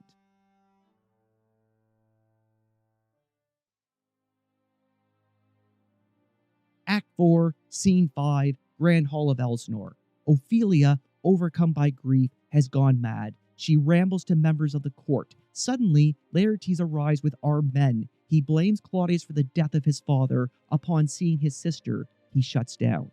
An attendant and Horatio inform Gertrude that An unwell Ophelia really wants to speak to Gertrude. I will not speak with her. She is importunate, indeed distract. Her mood will needs to pitied. What will she have? She speaks much of her father, says she hears there's tricks in the world, and hems and beats her heart, spurs enviously at straws, speaks things in doubt that carry but half sense. Her speech is nothing, yet the unshaped use of it doth move the hearer to collection. They aim at it and botch the words up fit to their own thoughts. So, similar to Prince Hamlet, there's a meaning in Ophelia's ramblings, which, as her winks and nods and gestures yield them, indeed would make one think there might be thought, though nothing sure, yet much happily. 'Twere good she were spoken with, for she may strew dangerous conjectures in ill-breeding minds. Let her come in. In an aside, Gertrude remarks that it's just one misfortune after another. To my sick soul, as sin's true nature is, each toy seems prologue to some great amiss. So full of artless jealousy is guilt, it spills itself in fearing to be split. Ophelia enters. Where is the beauteous majesty of Denmark? How now, Ophelia? Ophelia starts singing. How should I know your true love from one another by this cockle hat and staff in his sandals soon? Alas, sweet lady, what imports this song? Say you, nay, pray, you mark, he is dead and gone, lady, he is dead and gone, at his head a grass-green turf, at his heels a stone, oh ho. Nay, but Ophelia, pray you, mark, nay, pray you, mark, white his shroud as the mountain snow. Claudius enters. Alas, look here, my lord. Claudius tries to talk to her. Larded with sweet flowers, which be wept to the ground, did not go with true love showers. How do you, pretty lady? Well, God dild you. They say the owl was a baker's daughter. Lord, we know what we are, but know not what we may be. God be at your table. Conceit upon her father. Ophelia sings of a maid being deflowered. Pray, let's have no words of this, but when they ask you what it means, say you this. Tomorrow is St. Valentine's Day, all in the morning betime, and I am made at your window to be your Valentine. Then up he rose and donned his clothes, and duped the chamber door, let in the maid, that out of maid never departed more. Pretty Ophelia, indeed, without an oath, I'll make an end on it. By Gis and by Saint Charity, alack and fie for shame, young men will do it if they come to it. By cock, they are to blame. Quoth she, before you tumbled me, you promised me to wed. He answers, so would I had done, but yonder sun, and thou hast come to my bed. How long has she been thus? Ophelia predicts the return of her brother. I hope all will be well. We must be patient, but I cannot choose to weep, to think that they would lay him in the cold ground. My brother shall know of it, and so I thank you for your good counsel. Come, my coach, good ladies, good night, sweet ladies, good night, good night. Follow her close, give her good watch, I pray you. Claudius counts off their problems. Oh, this is poison of deep grief. It springs from her father's death, and now behold, oh, Gertrude, Gertrude, when sorrows come, they come not in single spies, but in battalions. First, her father slain, next, your son gone, and he most violent author of his own just remove. As predicted, people are talking about Polonius and a cover-up. He was buried quickly and without ceremony. The people muddled, thick and unwholesome in their thoughts, and whispers for good Polonius's death, and we have done but greenly in hunger-monger to intern him. Poor Ophelia divided from herself and her fair judgment, without the which we are pitchers or mere beast. Last, and as much containing as all these, her brother is in secret come from France, feeds on his wonder, keeps himself in clouds, and wants not buzzards to infect his ears with pestilent speeches of her father's death. Where in necessity of matter beggared, will nothing stick our passion to arraigned in ear and ear. Oh, my dear Gertrude, this, like a murdering piece in many places, gives me surfeitless death. A noise is heard off stage. Alas, what noise is this? Claudius calls for his guards. Attend! Where is my Switzers? Let them guard the door. What is the matter? An attendant comes in, quite panicked. Save yourself, my lord! The ocean, overpeering of his list, eats not the flat with any more impious haste than young Laertes in a righteous head overbears your officers. The people are proclaiming Laertes king. The rabble call him lord, and as the world were not yet to begin, antiquity forgot, custom not known, the ratifiers and props of every world, they cry, choose we, Laertes shall be king. Caps, hands, and tongues applauded to the clouds, Laertes shall be king, Laertes king. Gertrude decries their treason as they bust through the door. How cheerfully on the false trail they cry, oh, this is counter, you false Danish dogs. The doors are broke. It's Laertes and his men. They want to enter the courtroom, but he asks them to stay outside. Where is this king? Sirs, stand you all without. No, let us come in. I pray you, give me leave. We will, we will. Laertes confronts Claudius. I thank you. Keep the door. O thou vile king, give me my father. Calmly, good Laertes. That drop of blood that proclaims me bastard, cries cuckold to my father, brands me the harlot even here between the chaste unsmirched brow, my true mother. What is the cause, Laertes, that thy rebellion looks so giant-like? Let him go, Gertrude. Do not fear our person. There's such divinity doth hedge a king, that treason can but peep to what it would, acts little of his will. Tell me, Laertes, why art thus incensed? Let him go, Gertrude. Speak, man. Where is my father? Dead, but not by him. Let him demand his fill. How came he dead? I'll not be juggled with. To hell allegiant, vows to the blackest devil, conscience and grace to the profoundest pit. I dare damnation. To this point I stand, that both the worlds I give negligence. Let come what comes, only I'll be revenged most thoroughly for my father. Who shall stay you? My will, not all the world. And for my means, I'll husband them so well, they shall go far with little. Good Laertes, if you desire to know the certainty of your dear father, is to writ in your revenge that, swoopstake, will you draw both friend and foe, winner and loser? None but his enemies. Will you know them, then? To his good friends this wide I'll ope my arms, and, like the kind life-rendering pelican, repace them with my blood. Why? Now you speak like a good child and a true gentleman, that I am guiltless of your father's death, and I am most sensibly in grief for it. It shall as level to your judgment peer as day doth to your eye. Let her come in. We hear something off stage. Ophelia enters, and Laertes just crumbles. Oh, heat, dry up my brains. Tears 7 times sail burns out the sense and virtue of mine eye. By heaven, thy madness shall be paid with weight, till our scale term the beam. O Rose of May, dear maid, kind sister, sweet Ophelia, O heavens, is it possible a young maid's wit should be as mortal as an old man's life? Nature is fine in love, and where 'tis fine, it sends some precious instance of itself after the thing it loves. Ophelia's state only increases Laertes' desire for revenge. They bore him barefaced on the bier. Nay, hey, nonny non, hey, nonny, and in his grave rained many a tear. Fare you well, my dove. Hadst thou thy wits, and didst persuade revenge, it could not move thus. You must sing adown, adown, and you call him adown, adown. Oh, how the wheels become it! It is the false steward that stole his master's daughter. This is nothing more than the matter. Ophelia speaks of flowers. There's rosemary. That's for remembrance. Pray you, love, remember. And there is pansies. That's for thought. A document in madness, thoughts and remembrance fitted. There's fennel for you, and columbines. There's rue for you, and here's some for me. We may call it herb of grace of Sundays. You must wear your rue with a difference. Here's a daisy. I would give you some violets, but they all withered my father died.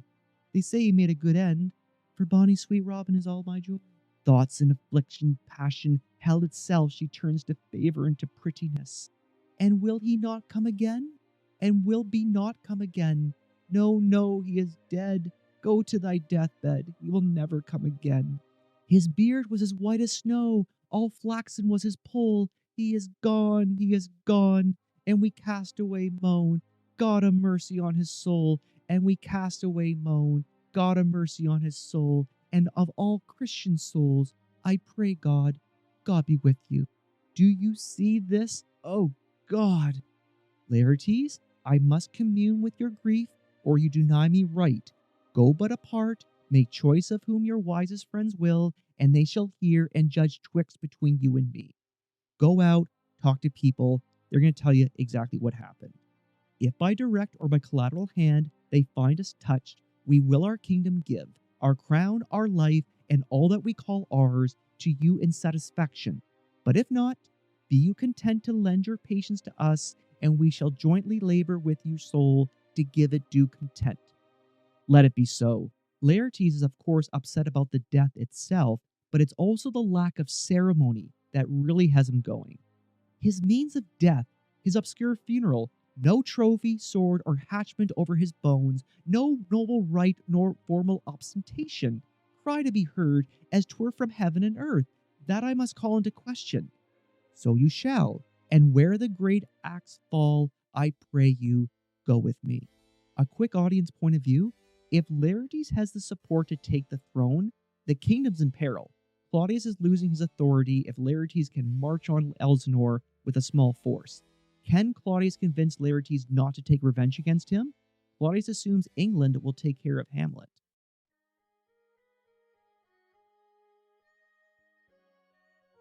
Act 4, Scene 6, Elsinore. Horatio receives a letter from Hamlet. Something happened on the way to England, and he is returning to Elsinore. Sailors have arrived with letters, and one's for Horatio. What are they that they would speak with me? Seafaring men, sir. They say they have letters for you. Let them come in. I do not know what part of the world I should be greeted, if not from Lord Hamlet. God bless you, sir. Let him bless thee too. He shall, sir, and please him. There's a letter for you, sir. It came from the ambassador that was bound for England. If your name be a Horatio, as I am let to know it is. Horatio reads the letter from Hamlet. On the way to England, wouldn't you know it, they are attacked by pirates. Horatio, when thou hast overlooked this, give these fellows some means to the king. They have letters for him. Ere we were 2 days old at sea, a pirate of very warlike appointment gave us chase. Finding ourselves too slow of sail, we put on a compelled valor, and in the grapple I boarded them. Hamlet was taken prisoner, and he negotiates his release. On this instant, they got clear of our ship, so I alone became their prisoner. They have dealt with me like thieves of mercy, but they know what they did. I am to do a good turn for them. Let the king have the letters I have sent, and repair thou to me with as much speed as thou wouldest fly death. This messenger can show Horatio where Hamlet is, and he has word about Rosencrantz and Guildenstern. I have words to speak in thy ear, will make thee dumb. Yet there is much light for the bore to the matter. These good fellows will bear thee where I am. Rosencrantz and Guildenstern hold their course for England. Of them I have much to tell thee. Farewell, he that hath knowest thine, Hamlet.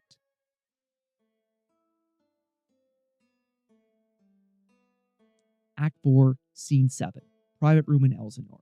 Laertes speaks to Claudius. They learn of Hamlet's impending return, and they plot his death. Gertrude enters with some tragic news about Ophelia.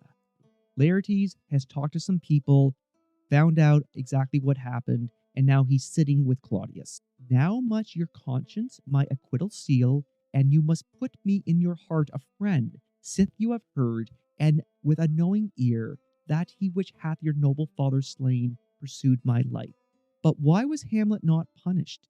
It well appears, but tell me why you proceeded not against these feats, so criminal and so capital in nature, as by your safety, greatness, wisdom, all things else, you mainly were stirred up. Claudius explains there's 2 reasons why he didn't punish Hamlet. The first reason is because of Gertrude. Oh, for 2 special reasons, which may to you perhaps seem much unsinewed, but yet to me they're strong. The queen his mother lives almost by his looks, and for myself, my virtue or my plague, be it either which. She is so conjectured to my life and soul that, as the star moves not but in his sphere, I could not but by her. The other reason is because the people love Hamlet.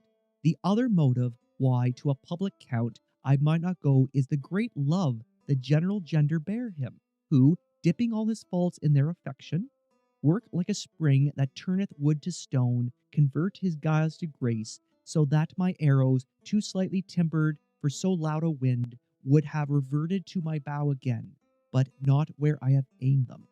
So punishing Hamlet would just punish the crown. This is all in good, but Laertes is thinking, how am I going to get my revenge? And so have I a noble father lost, a sister driven into desperate terms, whose worth, if praises may go back again, should challenge her on mount of all the age for her perfections. But my revenge will come.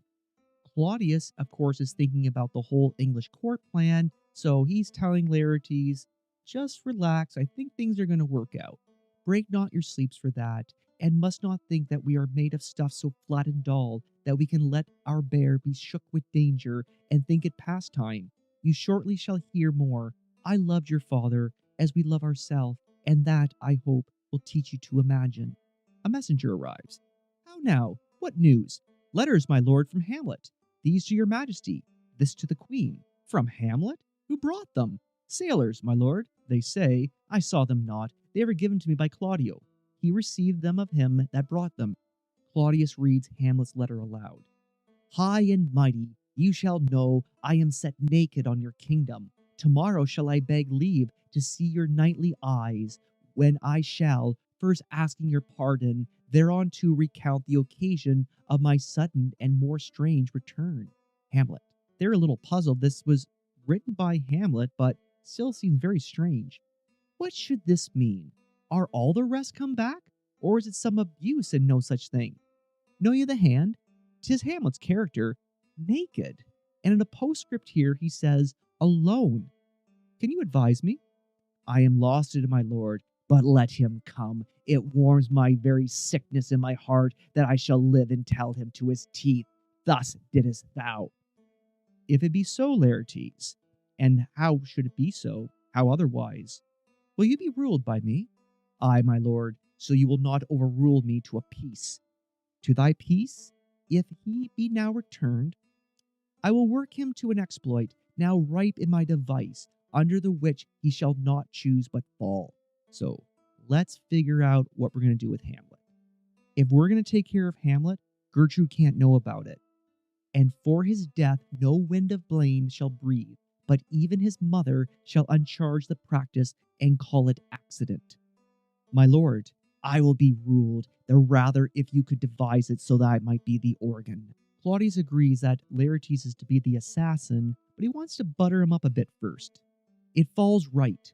You have been much talked of since your travel much, and that in Hamlet's hearing, for a quality wherein they say you shine. Your sum of parts did not together pluck such envy from him as did that one, and that, in my regard, the unworthiest siege. What envy is this? What part is that, my lord? A very ribbon in the cap of youth, yet needful too, for youth no less become the light and careless livery that it wears them settles age of his sables and his weeds, importing health and graveness. 2 months since, it's always been 2 months, here was a gentleman from Normandy. I have seen myself and served against the French, and they can well on horseback, but this gallant had a witchcraft in it. He grew onto his seat, and to such wondrous doing brought his horse as had he been in corpse and demi-nature with the brave beast. So far he taught my thought that I in forgery and shapes and tricks came short of what he did. A Norman, was it? A Norman. Upon my life, Lombard, the very same. Claudius is claiming this famous horseman came to court and talked about what a great swordsman Laertes is, and it really made Hamlet jealous. I knew him well. He is the brooch indeed, a gem of all the nation. He made confession of you and gave you such mastery report for art and exercise in your defense, and for your rapier most especial, that he cried out 'twould be a sight indeed if he could match you. The skirmers of their nation, he swore, had neither motion, guard, nor eye if you oppose them. Sir, this report of his did Hamlet so envenom in his envy, that he could nothing but to wish and beg your sudden coming over to play with you. Hamlet, who's proud of his own sword play, thought, I have to face Laertes. I have to see who's better. Now out of this, What out of this, my lord? Laertes, was your father dear to you? Or are you like a painting of a sorrow, a face without a heart? Why ask you this? Not that I think you did not love your father, but I know love is begun by time, and that I see, in passages of proof, time qualifies the spark and fire of it. There lives within the very flame of youth a kind of wick or snuff that will abate it, and nothing is alike goodness still, for goodness, growing to a pleasure, dies in his own too much. So you're really passionate now about getting revenge, but are you actually going to go through with it? That we would do we, should do when we would. For this would changes and hath abatements and delays as many as there are tongues, are hands, are accidents. And then this should is like a spendthrift sigh that hurts by easing. Are you ready to prove that you loved your father? But to the quick of it all, sir, Hamlet comes back. What would you undertake to show yourself indeed your father's son more than words? To cut his throat in the church. No place indeed should murder sanctuarize. Revenge should know no bounds. But, good Laertes, will you do this? Keep close within your chamber. Hamlet, return, shall know you are come home. What we're going to do is, we're going to arrange a duel between you and Hamlet. We'll put on those shall praise your excellent, and set a double varnish on the fame the Frenchman gave you. Bring you in fine together, and wager on your heads. But one of the swords is going to be deadly. He, being remiss, most generous, and free from all contriving, will not pursue the foils, so that, with ease, or with a little shuffling, you may choose a sword unbaited, and in a pass a practice require him for your father. Laertes can do one better. He's got some poison he can put on this unbaited sword. I will do it, and for that purpose I'll anoint my sword. I bought an unction of a mountebank so mortal that, but dip a knife in it, where it draws blood, no cataplasm so rare, collected from all the simples that have virtue under the moon, can save the thing from death. That is but scratched withal. I'll touch the point with this contagion that, if I gal him slightly, it may be death. Claudius likes that, but he wants to take it one step further. Let's further think on this. Weigh what convenience both of time and means may fit us to our shape. If this should fail, and that our drift look through our bad performance, 'twere better not essayed. Therefore this project should have a back or second that might hold it if this did blast in proof. Soft, let me see. We'll also use the poison in some wine, then when Hamlet's thirsty, we'll have him drink it. We'll make a solemn wager on your cunnings. Have it.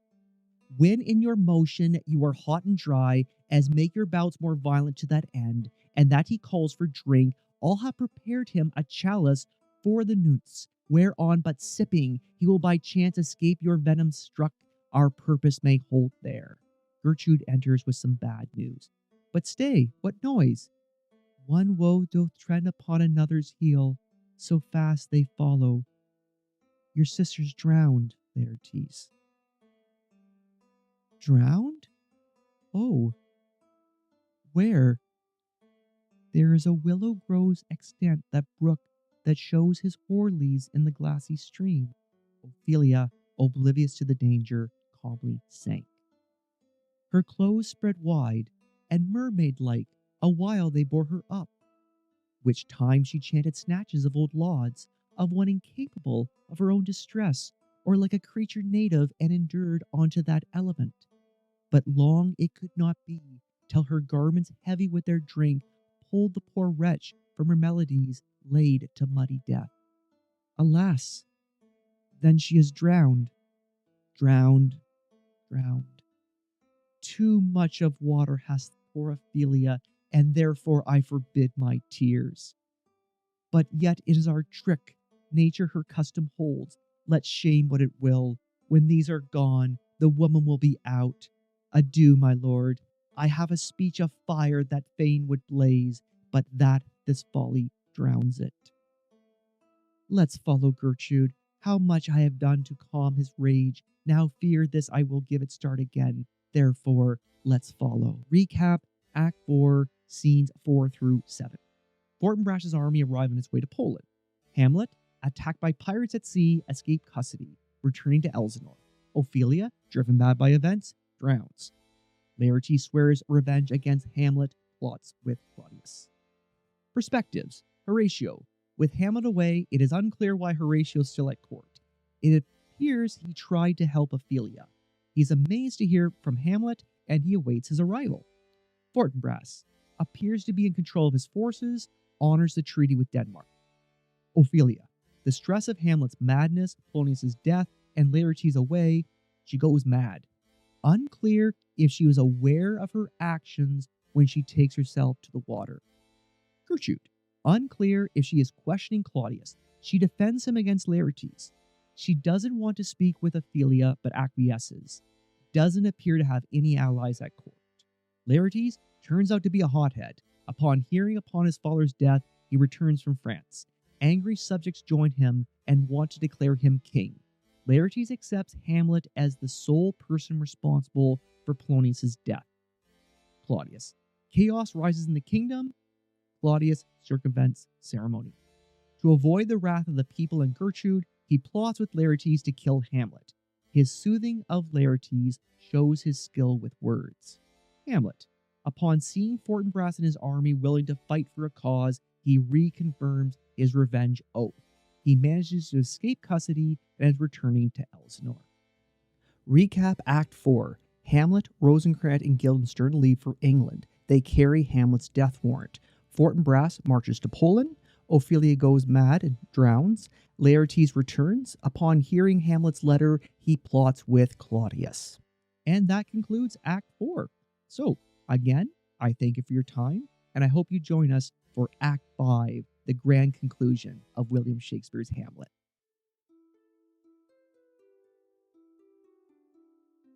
We open on a graveyard outside of Elsinore.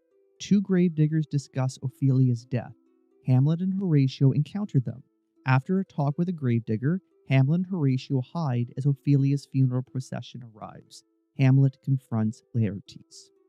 The scene opens with some comic relief.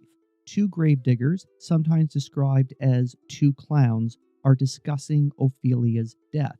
Not that there's anything funny about it, but just to break the dramatic tension, they're discussing whether or not Ophelia took her own life. Because if she died in her madness, then she deserves a Christian burial. In this world, though, if she took her own life, that's an unforgivable sin, and she shouldn't be buried in consecrated ground. The first gravedigger asks, is she to be buried in Christian burial when she willfully seeks her own salvation? I tell thee she is, therefore make her grave straight. The crowner hath sat on her, and finds it Christian burial. Claudius has intervened and made it very clear that yes, this is to be a Christian burial. So again, there's some circumventing of proper ceremony in the kingdom. How can that be, unless she drowned herself in her own defense? Why, 'tis found so. It must be se offendo. It cannot be else, for here lies the point. If I drown myself wittingly, it argues an act, and an act hath three branches. It is to act, to do, to perform. Argal, she drowned herself willingly. Nay, but hear you, good Mendelver, give me leave. Here lies the water. Good. Here stands the man. Good. If the man go to this water and drown himself, it is will he, nil he goes. Mark you that. But if the water come to him and drown him, he drowns not himself. Argal, he that is not guilty of his own death, shortens not his own life. But is it law? Ah, marry it is. Crowner's quest law. Will you have truth on it? If this had not been a gentlewoman, she should have been buried out of Christian burial. Why, there thou sayest, and the more pity that great folk should have countenance in this world to drown or hang themselves more than they're even Christian. After all, the real gentlemen are workers, the true heirs of Adam. Come, my spade. There is no ancient gentleman but gardeners, ditchers, and grave makers. They hold up Adam's profession. Was he a gentleman? He was the first to bear arms. Why, he had none. What? Art a heathen? How dost thou understand the scripture? The scripture says Adam digged. Could he dig without arms? And now we get a riddle. I'll put another question to thee. If thou answerest me not to the purpose, confess thyself. Go to. What is he that builds stronger than either the mason, the shipwright, or the carpenter? The gallows maker, for that frame outlived 1,000 tenants. I like thy wit well, in good faith. The gallows does well. But how does it well? It does well to those that do ill. Now, thou dost ill to say the gallows is built stronger than the church. Argal, the gallows may do well to thee. To it again. Come, to it. Mass, I cannot tell. Cudgel thy brain no more about it, for your dull ass will not mend his pace with beating. And when you are asked this question next, say, a grave maker. The houses he makes last till doomsday. One of the grave diggers exits to go get some liquor, and the other remains to do his work. Sings a little song. In youth, when I did love, methought it was very sweet to contract. Oh, the time for, my beloved, oh, methought there, was nothing a meet. Horatio and Hamlet enter the scene, and Hamlet is a little miffed that this guy is having so much fun digging a grave. Has this fellow no feeling of his business? He sings in grave making. Horatio agrees that workers are simple. Custom hath made it in him a property of easiness. 'Tis even so, the hand of little employment hath the daintier sense. As the gravedigger works, he comes across skulls from previous burials, and he places them there on the ground. And Hamlet then has a running commentary on who these people might have been. That skull had a tongue in it, and could sing once. How the knave jowls it to the ground, as it were Cain's jawbone, that did the first murder. This might be the pate of a politician, which this ass now overreaches, once that would circumvent God. Might it not? It might, my lord. Or of a courtier, which could say, Good morrow, sweet lord, how dost thou, sweet lord? This might be my lord such a one that praised my lord such a one's horse when he went to beg it. Might it not? Ay, my lord. There's another. Why may not that be the skull of a lawyer? Where be his quiddities now, his quilities, his cases, his tenures, and his tricks? Why does he suffer this mad knave now to knock him about the scone with a dirty shovel, and will not tell him of his action of battery? This fellow might have been in his time a great buyer of land, with his statutes, his reconnaissances, his fines, his double vouchers, his recoveries, to have this fine pate full of fine dirt. Will his vouchers vouch him no more of his purchases? And doubles one too, that the length and breadth of a pair of indentures. The very conveyances of his lands will scarcely lie in this box. And must the inheritor himself have no more? Not a jot more, my lord. Hamlet asks Horatio, Is the parchment made of sheepskin? Ay, my lord, and of calfskins too. Hamlet decides to question the grave maker, and keep in mind he does not know this is Ophelia's grave. A battle of wit ensues. They are sheep and calves which seek out assurances in that. I will speak to this fellow. Whose grave this, sirrah? Mine, sir. I think it be thine indeed, for thou liest in it. You lie out on it, sir, and therefore 'tis not yours. For my part, I do not lie in it, yet it is mine. Thou dost lie in it, to be in it, and to say it is thine. 'Tis for the dead, not for the quick. Therefore thou liest. 'Tis a quick lie, sir. 'Twill away again from me to you. What man dost thou dig for? For no man, sir. What woman, then? For none neither. Who is to be buried in it? One that was a woman, sir, but rest her soul, she's dead. Hamlet can't believe the nerve of this guy. How absolute the knave is! We must speak by the card, or equivocation will undo us. By the Lord, Horatio, this 3 years I have took note of it. The age is grown so picked that the toe of the peasant comes so near the heel of the courtier, he galls his jibe. Hamlet continues his questioning, and we get some exposition. How long hast thou been a grave maker? Of all the days in the year, I came to it that day that our last King Hamlet overcame Fortinbras. It turns out The day that King Hamlet defeated King Fortinbras just so happens to be the day Prince Hamlet was born. How long is that since? Cannot you tell that? Every fool can tell that. It was that very day that young Hamlet was born, he that is mad, and sent to England. So the kingdom is aware of the madness of Prince Hamlet. However, he doesn't recognize Prince Hamlet in front of him, but given the medieval time, that's not unusual. Why? 'Twill not be seen in him there. There the men are as mad as he. How came he mad? Very strangely, they say. How strangely? Faith, even with losing his wits. Upon what ground? Why, here in Denmark. The grave digger finally gives a clear answer. I have been sexton here, man and boy, 30 years.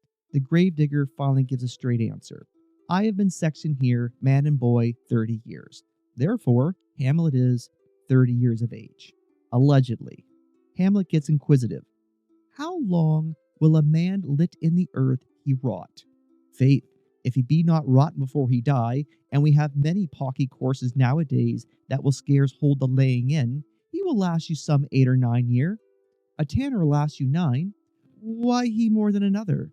Why, sir, his hide is so tanned with his trade that he will keep out the water a great while, and your water is a sorty care of your horse some dead body. He points out a particular skull. Here's a skull that hath lie in the earth 23 years. Whose was it? A horse and mad fellow it was. Who do you think it was? Nay, I know not. A pestilence on him for a mad rogue. He poured a flagon of Rhenish on my head once. This same skull, sir, was Yorick's skull, the king's jester. This? Even that. Yorick, the court jester, entertained Hamlet when he was a child, and we get a little insight into what seems like a happy childhood. Let me see. Alas, poor Yorick. I knew him, Horatio, a fellow of infinite jest, of most excellent fancy. He hath borne me on his back 1,000 times, and now abhorred in my imagination it is. My gorge rises at it. Here hung those lips that I have kissed, I know not oft. Where be your jibes now, your gambols, your songs, your flashes of merriment that want to set the table on a roar? Not one now to mock your own grinning. Quite chapfallen. Now get you to my lady's chamber, and tell her, let her paint an inch thick. To this favour she must come. Make her laugh at that. Prithee, Horatio, tell me one thing. What's that, my lord? Dost thou think Alexander looked over this fashion in the earth? Even so. Even Alexander the Great ended up like this. And smelt so? Even so, my lord. To what base uses we may return, Horatio?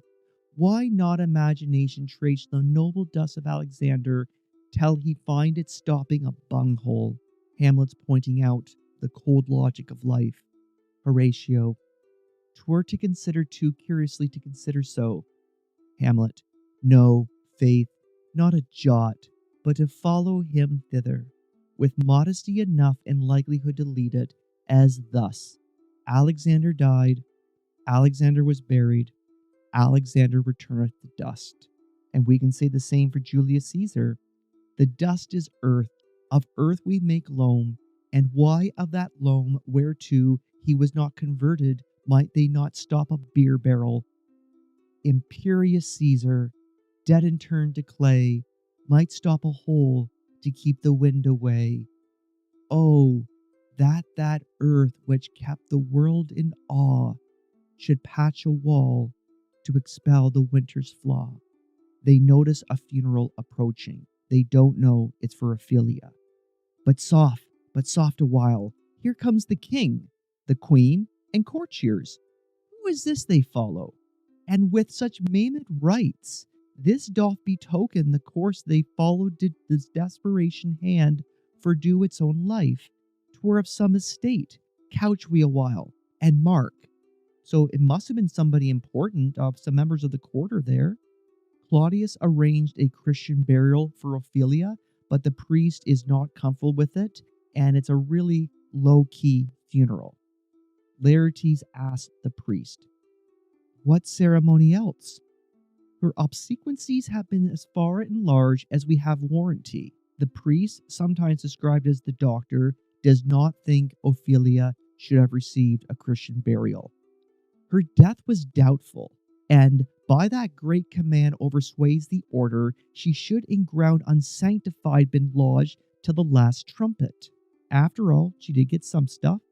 For charitable prayer shards, flints, and pebbles should be thrown on her, yet here she is allowed her virgin krantz, her maiden instruments, and the bringing home of bell and burial. Laertes is disappointed. Must no more be done? No more be done! We should profane the service of the dead to sing a requiem, and such rest to her as the peace-parted souls. Laertes oversees the lowering of the coffin. Lay her in the earth, and from her fair and unpolluted flesh may violets spring. I tell thee, churlish priest, a ministering angel shall my sister be when thou liest howling. Hamlet now realizes what's happening. What? The fair Ophelia? Gertrude. Sweets to the sweet. Farewell. I hope thou should have been my Hamlet's wife. I thought thy bride bed to have decked, sweet maid, and not have stewed thy grave. Laertes in his grief begins to escalate and wants to hold Ophelia one last time. O treble woe, fall 10 times treble on that cursed head, whose wicked deed thy most ingenious sense deprived thee of. Hold off the earth a while, till I have caught her once more in mine arms. Laertes jumps into the grave. Now pile your dust upon the quick and dead. Tell this flat a mountain you have made it overtopped old Pelion, or the skyish head of blue Olympus. Hamlet now lets his presence be known. What is he whose grief bears such an emphasis, whose phrase of sorrow conjures the wandering stars, and make them stand like wander-wounded bears? This is I, Hamlet the Dane. Laertes, seeing Hamlet, attacks. The devil take thy soul, thou prayest not well. Hamlet has something to share. I prithee take thy fingers from my throat, for though I am not splendid and rash, yet have I in me something dangerous, which let thy wisdom fear. Hold off thy hand. Claudius wants them separated. Pluck them asunder. Gertrude, Hamlet, Hamlet. Horatio, good my lord, be quiet. Will I fight with him upon this theme until my eyelids will no longer wag? Gertrude, oh my son, what theme? I loved Ophelia. 40,000 brothers could not with all their equality of love make up my sum. What wilt thou do for her? Claudius, oh, he is mad, Laertes. Hamlet continues to rave. Swords, show me what thou do. Whoop, weep, woot, fight, whoop, fast, would tear thyself, would drink an easel, eat a crocodile? For the love of God, forbear him. I'll do it. Thou dost come here to whine, to outface me with the leaping in her grave, be buried quick with her, and so will I. So Laertes and Hamlet are arguing who loved Ophelia more. And of thou prate of mountains, let them throw millions of acres on us, till our ground, singing his pate against the burning zone, make Oza like a wart. Nay, O art thou mouth, I'll rant as well as thou. Claudius has had enough. This is mere madness, and thus a while the fit will work on him. Anon, as patient as the female dove, when that her golden couplets are disclosed, his silence will sit drooping.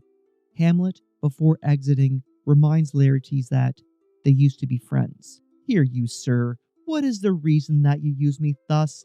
I loved you ever, but it is no matter. Let Hercules himself do what he may. The cat will meow, and the dog will have his day. Claudius asks Horatio to follow after Hamlet. I pray thee, good Horatio, wait upon him. Claudius also asks Gertrude to go after Hamlet while he has a word with Laertes. Strengthen your patience in our last night's speech. We'll put the matter to the present push. Good Gertrude, set some watch upon over your son. This grave shall have a living monument. An hour of quiet thereby shall we see. Till then in patience our proceedings be. Recap Scene 5, Act 1. Hamlet and Horatio return to Elsinore via a graveyard. The kingdom is aware of Hamlet's badness. Hamlet and Laertes argue over who loved the deceased Ophelia more, and Claudius reminds Laertes of the plan.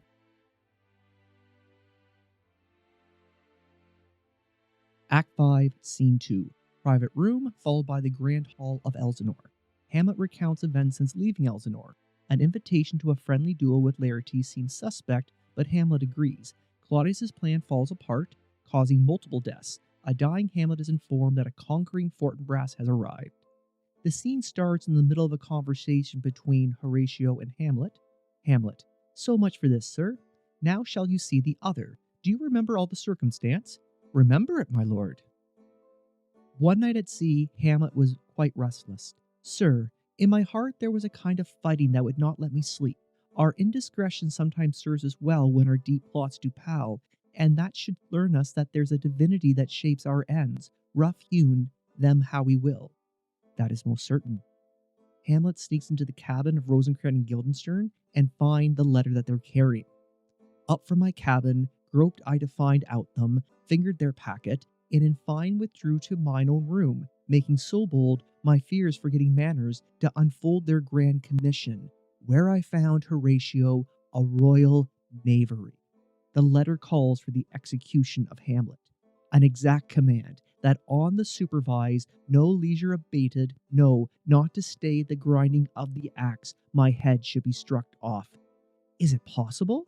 Hamlet shows Horatio the letter. Here's the commission. Read it at more leisure. But wilt thou hear how I did proceed?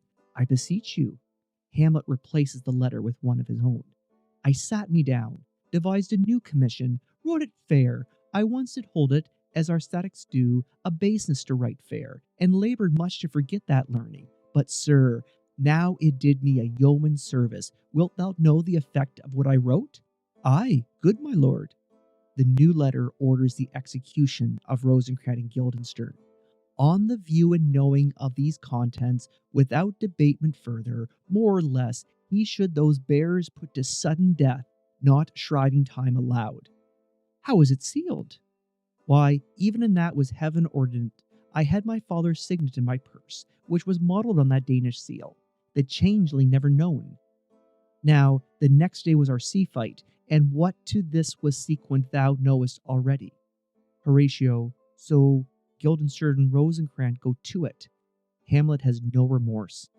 Why, man, they did make love to this employment. They are not near my conscience. Their defeat does by this own insuation grows. 'Tis dangerous when the baser nature comes between the past and felt and senses point of mighty opposites. They shouldn't have tried to live above their station. Horatio can't believe it. Why, what a king is this? Hamlet then recounts the crimes of Claudius, including the fact that he feels he stole the election, he stole the crown from Prince Hamlet. Does it not, think thee, stand me now upon, he that hath killed my king and whored my mother, popped in between the election and my hopes, thrown out this angle for my proper life? Horatio points out that it's only a matter of time before the English crown reports back. It must be shortly known to him from England what is the issue of the business there. It will be short, the interim's mine, and a man's life no more than to say one. Hamlet takes a moment to say that he is sorry for the way he acted around Laertes, that he understands that Laertes wants revenge as much as he does, and he'll make it up to him. I am very sorry, good Horatio, that to Laertes I forgot myself, for by the image of my cause I see the portraiture of his. I'll court his favours, but sure, the bravery of his grief did put me into a towering passion. Someone's entering. Horatio: peace, who comes here? It is Osric, a courtier. Your lordship is right, welcome back to Denmark. And now we get a little bit more comic relief before the grand finale. Hamlet greets Osric, but then makes a side comment to Horatio. I humbly thank you, sir. Dost knowest this waterfly? Horatio: no, my good lord. Hamlet explains that he finds Osric despicable. He's only at court because he owns a lot of land. Thy state is more the more gracious, for 'tis a vice to know him. He hath much land, and fertile. Let a beast be lord of beasts, and his crib shall stand at the king's mess. 'tis a chough, but, as to say, spacious in the possession of dirt. Osric is a bit uncomfortable in his new position, and he overcompensates with formal language. Sweet lord, if your lordship were at leisure, I should impact a thing to you from his majesty. Hamlet, not really taking him seriously, kind of wants to play with him. I will receive it, sir, with all diligence of spirit. Put your bonnet to its right use, 'tis for the head. Osric protests, saying the room is quite warm, but Hamlet corrects him, it's actually quite chilly. I thank your lordship, it is very hot. No, believe me, 'tis very cold, the wind is northerly. Osric obeys, but then Hamlet changes his mind. It is indifferent cold, my lord, indeed, but yet methinks it is very sultry and hot for my complexion. Exceedingly, my lord, it is very sultry as 'twere, I cannot tell how. My lord, his majesty bade me signify to you that he has laid a great wager on your head. Sir, this is the matter. I beseech you, remember. This time Osric declines to put his hat back on. Nay, good my lord, for my ease, in good faith, sir, here is newly come to court Laertes, believe me, an absolute gentleman, full of most excellent differences, of very soft society and great showing. Indeed, to speak feelingly of him, he is the card or calendar of gentry, for you shall find in him the continent of what part a gentleman would see. But when Hamlet interrupts Osric's chain of thought, he forgets what he's saying. What imports the nomination of this gentleman? Of Laertes? Even Horatio wants to get in on this. His purse is empty already. All his golden words are spent. Of him, sir. I know you are not ignorant. I would you did, sir. Yet in faith, if you did, it would not approve me. Well, sir? I know you are not ignorant of what excellence Laertes is. I dare not confess that, lest I should compare with him in excellence, but to know a man well were to know himself. I mean, sir, for his weapon, but in the imputation laid on him by them, in his need he's unfollowed. What's his weapon? Rapier and dagger. That's two of his weapons, but well. Osric gets to the bet.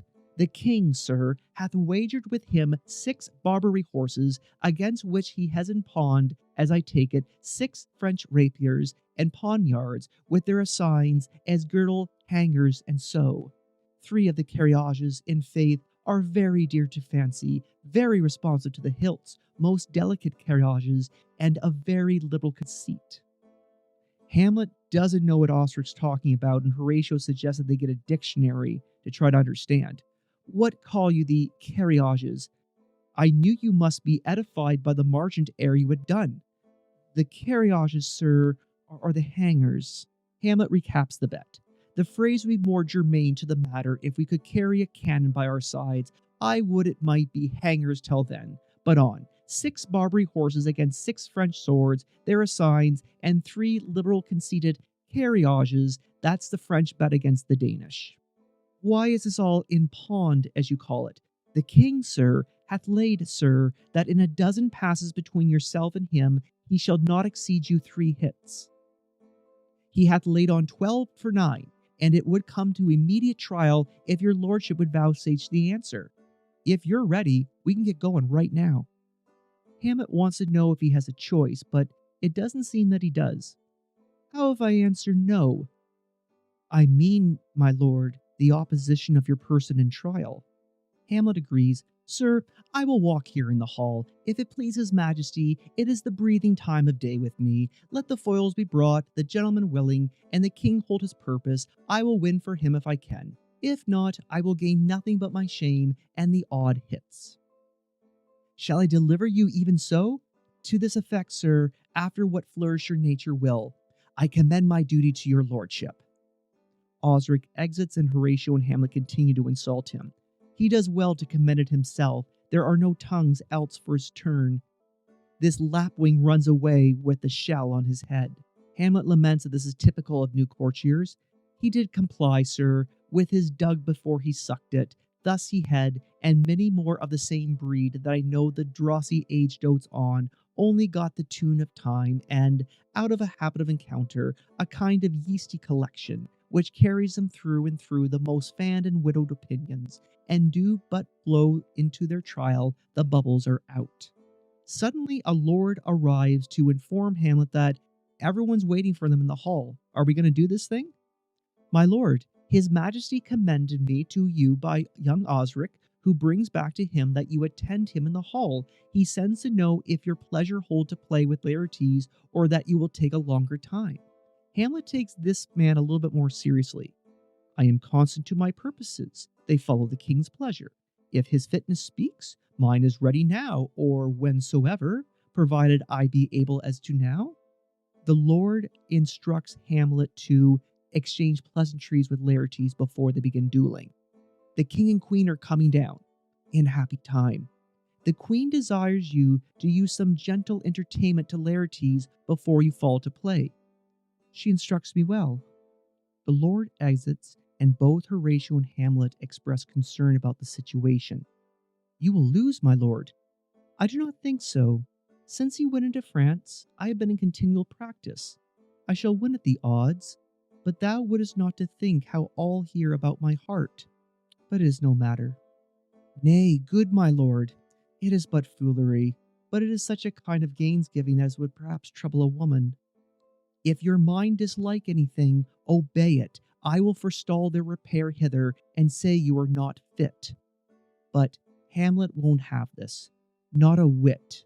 We defy augury. Hamlet finally has his moment of clarity. He realizes he can't accept his fate, and he explains to Horatio more or less that today's the only day we ever know, and since tomorrow's not promised to us, there's nothing we can miss. There's a special providence in the fall of a sparrow. If it be now, 'tis not to come. If it be not to come, it will be now. If it be not now, yet it will come. The readiness is all, since no man of aught he leaves knows. Was it to leave times? Let be.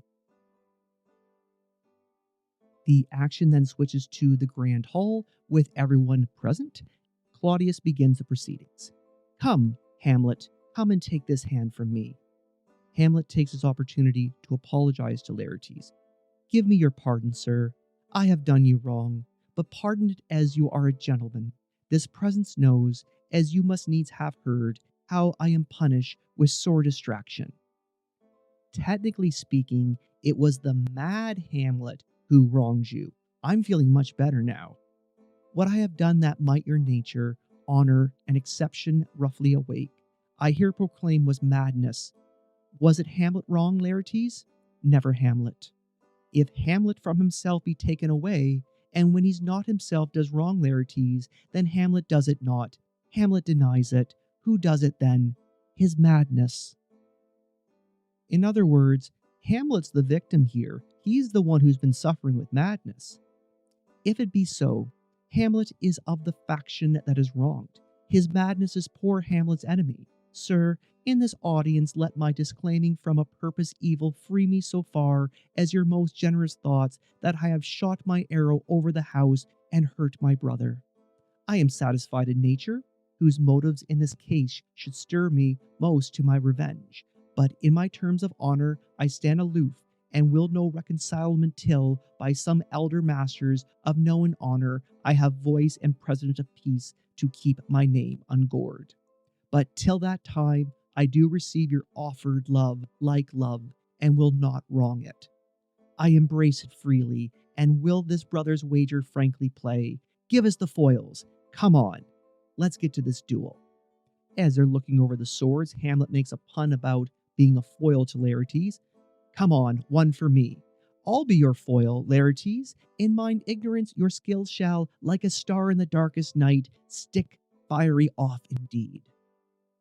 You mock me, sir. No, by this hand. Claudius, give them the foils, young Osric. Cousin Hamlet, you know the wager? Very well, my lord. Your grace has laid the odds on the weaker side. I do not fear it. I have seen you both, but since he is better, we therefore odds. They continue to inspect the swords. This is too heavy. Let me see another. Hamlet, this likes me well. These foils have all the length? Osric, aye, my good lord. Claudius declares if Hamlet gets an early hit, all the battlements will be fired in celebration. Set me the stoups of wine upon that table. If Hamlet gives the first or second hit, or quit an answer of the third exchange, let all the battlements their ordnance fire.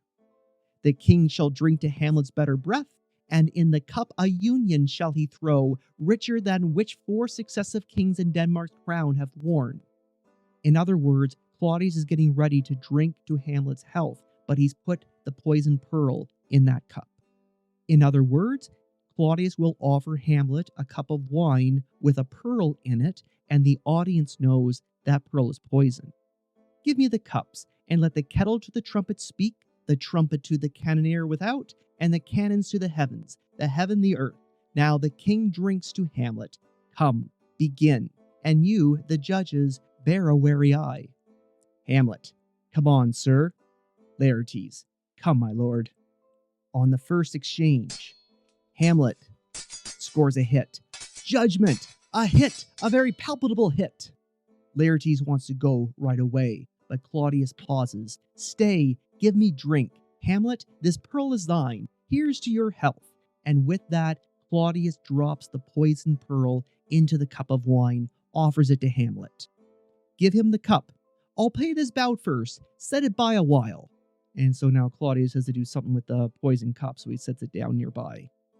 On the second exchange, Hamlet scores another hit. Come, another hit. What do you say? A tush, I do confess. Everyone's enjoying the show, and Claudius says to Gertrude, our son will win. Gertrude, so happy for her son, grabs the cup of poisoned wine, brings it over to Hamlet. He's fat and scant of breath. Here, Hamlet, take my napkin, rub thy brows. The queen carouses to thy fortune, Hamlet.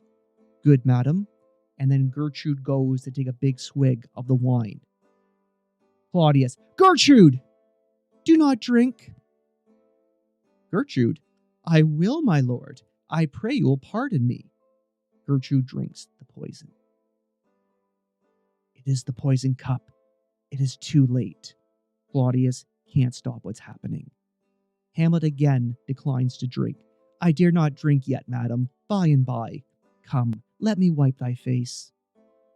Laertes takes a moment to talk to Claudius, but he's speechless. My lord, I'll hit him now. I do not think it. Laertes, and yet it is almost against my conscience. I'm starting to feel there's something wrong about what he's doing. But Hamlet taunts Laertes, and that makes him forget any guilt. Come, for the third, Laertes, you do but dally. I pray you pass with your best violence. I am afraid you make a wanton of me. Say you so? Come on. Laertes, with his sword dipped with poison, comes at Hamlet and cuts him. Hamlet knows right away something is wrong because these swords shouldn't have the ability to cut, and then they begin to fight much more for real. Have at you now. With Hamlet and Laertes now fighting for real, their swords fall to the floor, and Hamlet picks up the poisoned sword, and Laertes gets the other one, and Hamlet strikes Laertes with the poisoned sword. Claudius calls for order. Part them, they are incensed. Nay, come again. Osric notices that the queen has fallen. Look to the queen, ho! So Hamlet's bleeding, Laertes is bleeding, and Laertes hits to the ground. Horatio, they bleed on both sides. How is it, my lord? Osric, how is it, Laertes? Why, as a woodcock to my own springe, Osric, I am justly killed with my own treachery. Hamlet, how does the queen? Claudius, she swoons to see them bleed. But Gertrude realizes what's happening. No, the drink. Oh, my dear Hamlet, the drink. I am poisoned. Hamlet calls for the doors to be locked. Oh, villainy, ho! Let the doors be locked. Treachery! Seek it out! Laertes confesses. It is here, Hamlet. Hamlet, thou art slayed. No medicine in the world can do thee good. In thee there is not half an hour's life. The treacherous instrument is in thy hand, unbaited and envenomed. The foul practice has turned itself on me. Lo, here I lie, never to rise again. Thy mother's poison, I can no more. The king's to blame. Hamlet, realizing that he has the poisoned sword, decides he's going to use it on Claudius. The point in Vemen 2, then Vemen, to thy work. And everyone's calling out, treason, treason. Claudius is out of allies. Oh, yet defend me, friend, I am but hurt. Not only does Hamlet use the poisoned sword, he makes a dying Claudius drink the poison too. Here, thou incestuous, murderous, damned Dane, drink off this potion. Is thy union here? Follow my mother. Laertes, in his dying breath, hopes that he can get forgiveness from Hamlet. He is justly served. It is a poison tempered by himself. Exchange forgiveness with me, noble Hamlet. Mine and my father's death come not upon thee, nor thine on me. Hamlet forgives him. Heaven make thee free of it. I follow thee. I am dead, Horatio. But this is how he says goodbye to his mother. Wretched queen, adieu. So the whole court's looking at this dumbfounded, and Hamlet tries to provide some explanation. You that look pale and tremble at this chance, that are but mutes our audiences to this act. Had I but time, and his fell sergeant Death is stricken his arrest, oh, I could tell you, but let it be. Hamlet commands Horatio to tell everyone what has happened. Horatio, I am dead, thou livest, report me and my cause aright to the unsatisfied. But Horatio's not a member of court. Why should they believe me? Maybe it's better that I just follow my Lord Hamlet. Never believe it. I am more an antique Roman than a Dane. Here's yet some liquor left. Hamlet orders him to put down the cup and defend his memory. As thou art a man, give me the cup. Let go. By heaven, I'll have it. O God, Horatio, what a wounded name, things standing thus unknown, shall I leave behind me, if thou did ever hold me in thy heart, absent thee from felicity a while, and in this harsh world draw thy breath in pain to tell my story. Off stage, there's a loud noise. What warlike noise is this? Osric, young Fortinbras, with conquest come from Poland to the ambassadors of England, gives this warlike volley. So, Fortinbras and the English ambassador have just shown up. Hamlet, oh, I die, Horatio. The potent poison quite overcrows my spirit. I cannot live to hear the news from England. In his final breaths, Hamlet confirms that Fortinbras is the rightful king of Denmark, and he releases Horatio from the vow made in Act 1. Be sure to tell everyone what has happened. But I do prophesy the election lights on Fortinbras. He hath my dying voice, so tell him, with the occurrence, more and less, which have solicited, the rest is silence. Hamlet dies. Horatio now cracks a noble heart. Good night, sweet prince, and may flights of angels sing thee till I rest. Fortinbras arrives with the English ambassador and just sees chaos in the court. Where is this sight? Horatio, what is it you would see? If aught of woe or wonder, cease your search. Fortinbras, this quarry cries on havoc. O proud death, what feasts toward in thy eternal cell, that thou so many princes at a shot so bloodily hast struck? The ambassador is dismayed because we just did you this big favor, so who's going to thank us? This sight is dismal, and our affairs from England come too late.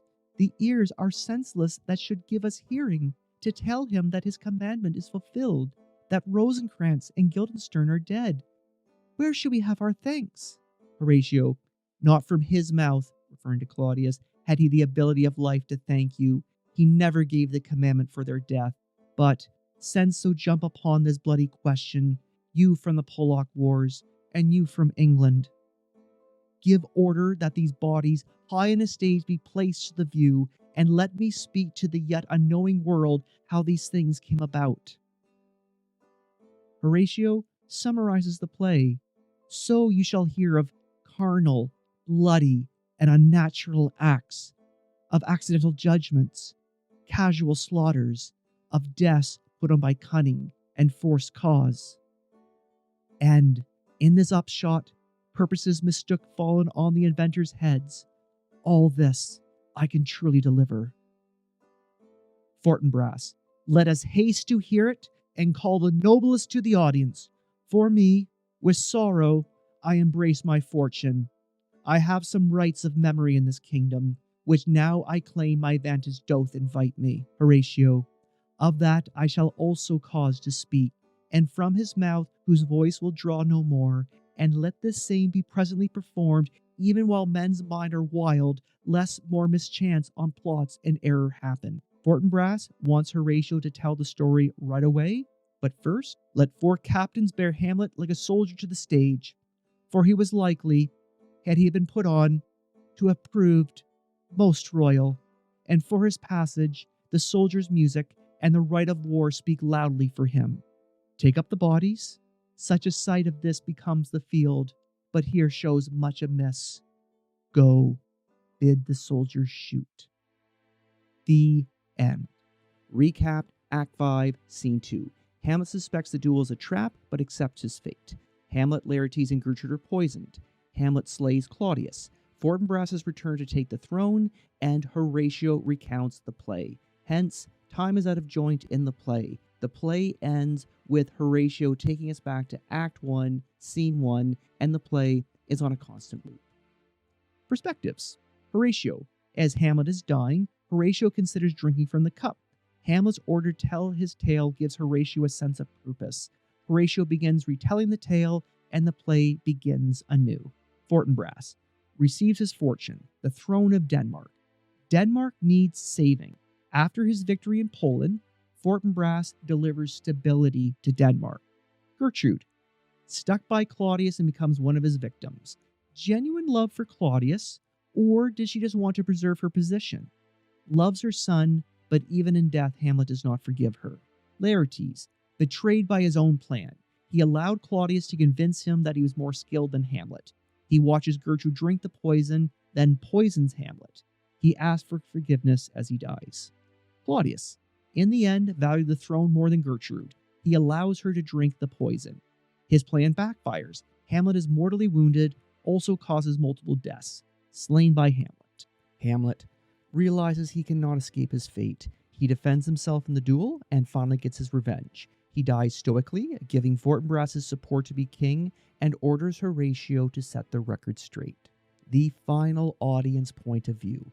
Justice is served. Claudius's crimes will be revealed. Hamlet, again, resigned to his fate. Order has been reestablished. And Hamlet's downfall is also the story of Fortinbras's rise to power. Hence, Fortinbras needs Horatio to tell the story to justify him being king, and again, Horatio telling the story gives him agency, and he becomes the narrator of the play. This has been an objective reading of William Shakespeare's The Tragedy of Prince Hamlet. I believe this is a story every writer needs to be familiar with. It does an excellent job at characterization, overall storytelling, and its contributions to the English language cannot be overstated. So it's unfortunate that this play is less and less taught in schools for whatever reason. So again, I want to put it here on the channel in the hopes that more people can enjoy the play. If there's any other Hamlet content you'd like me to cover, just let me know. Be more than happy to make up the video. And in the meantime, please like and subscribe, and I hope to see you in the future. Have a great day.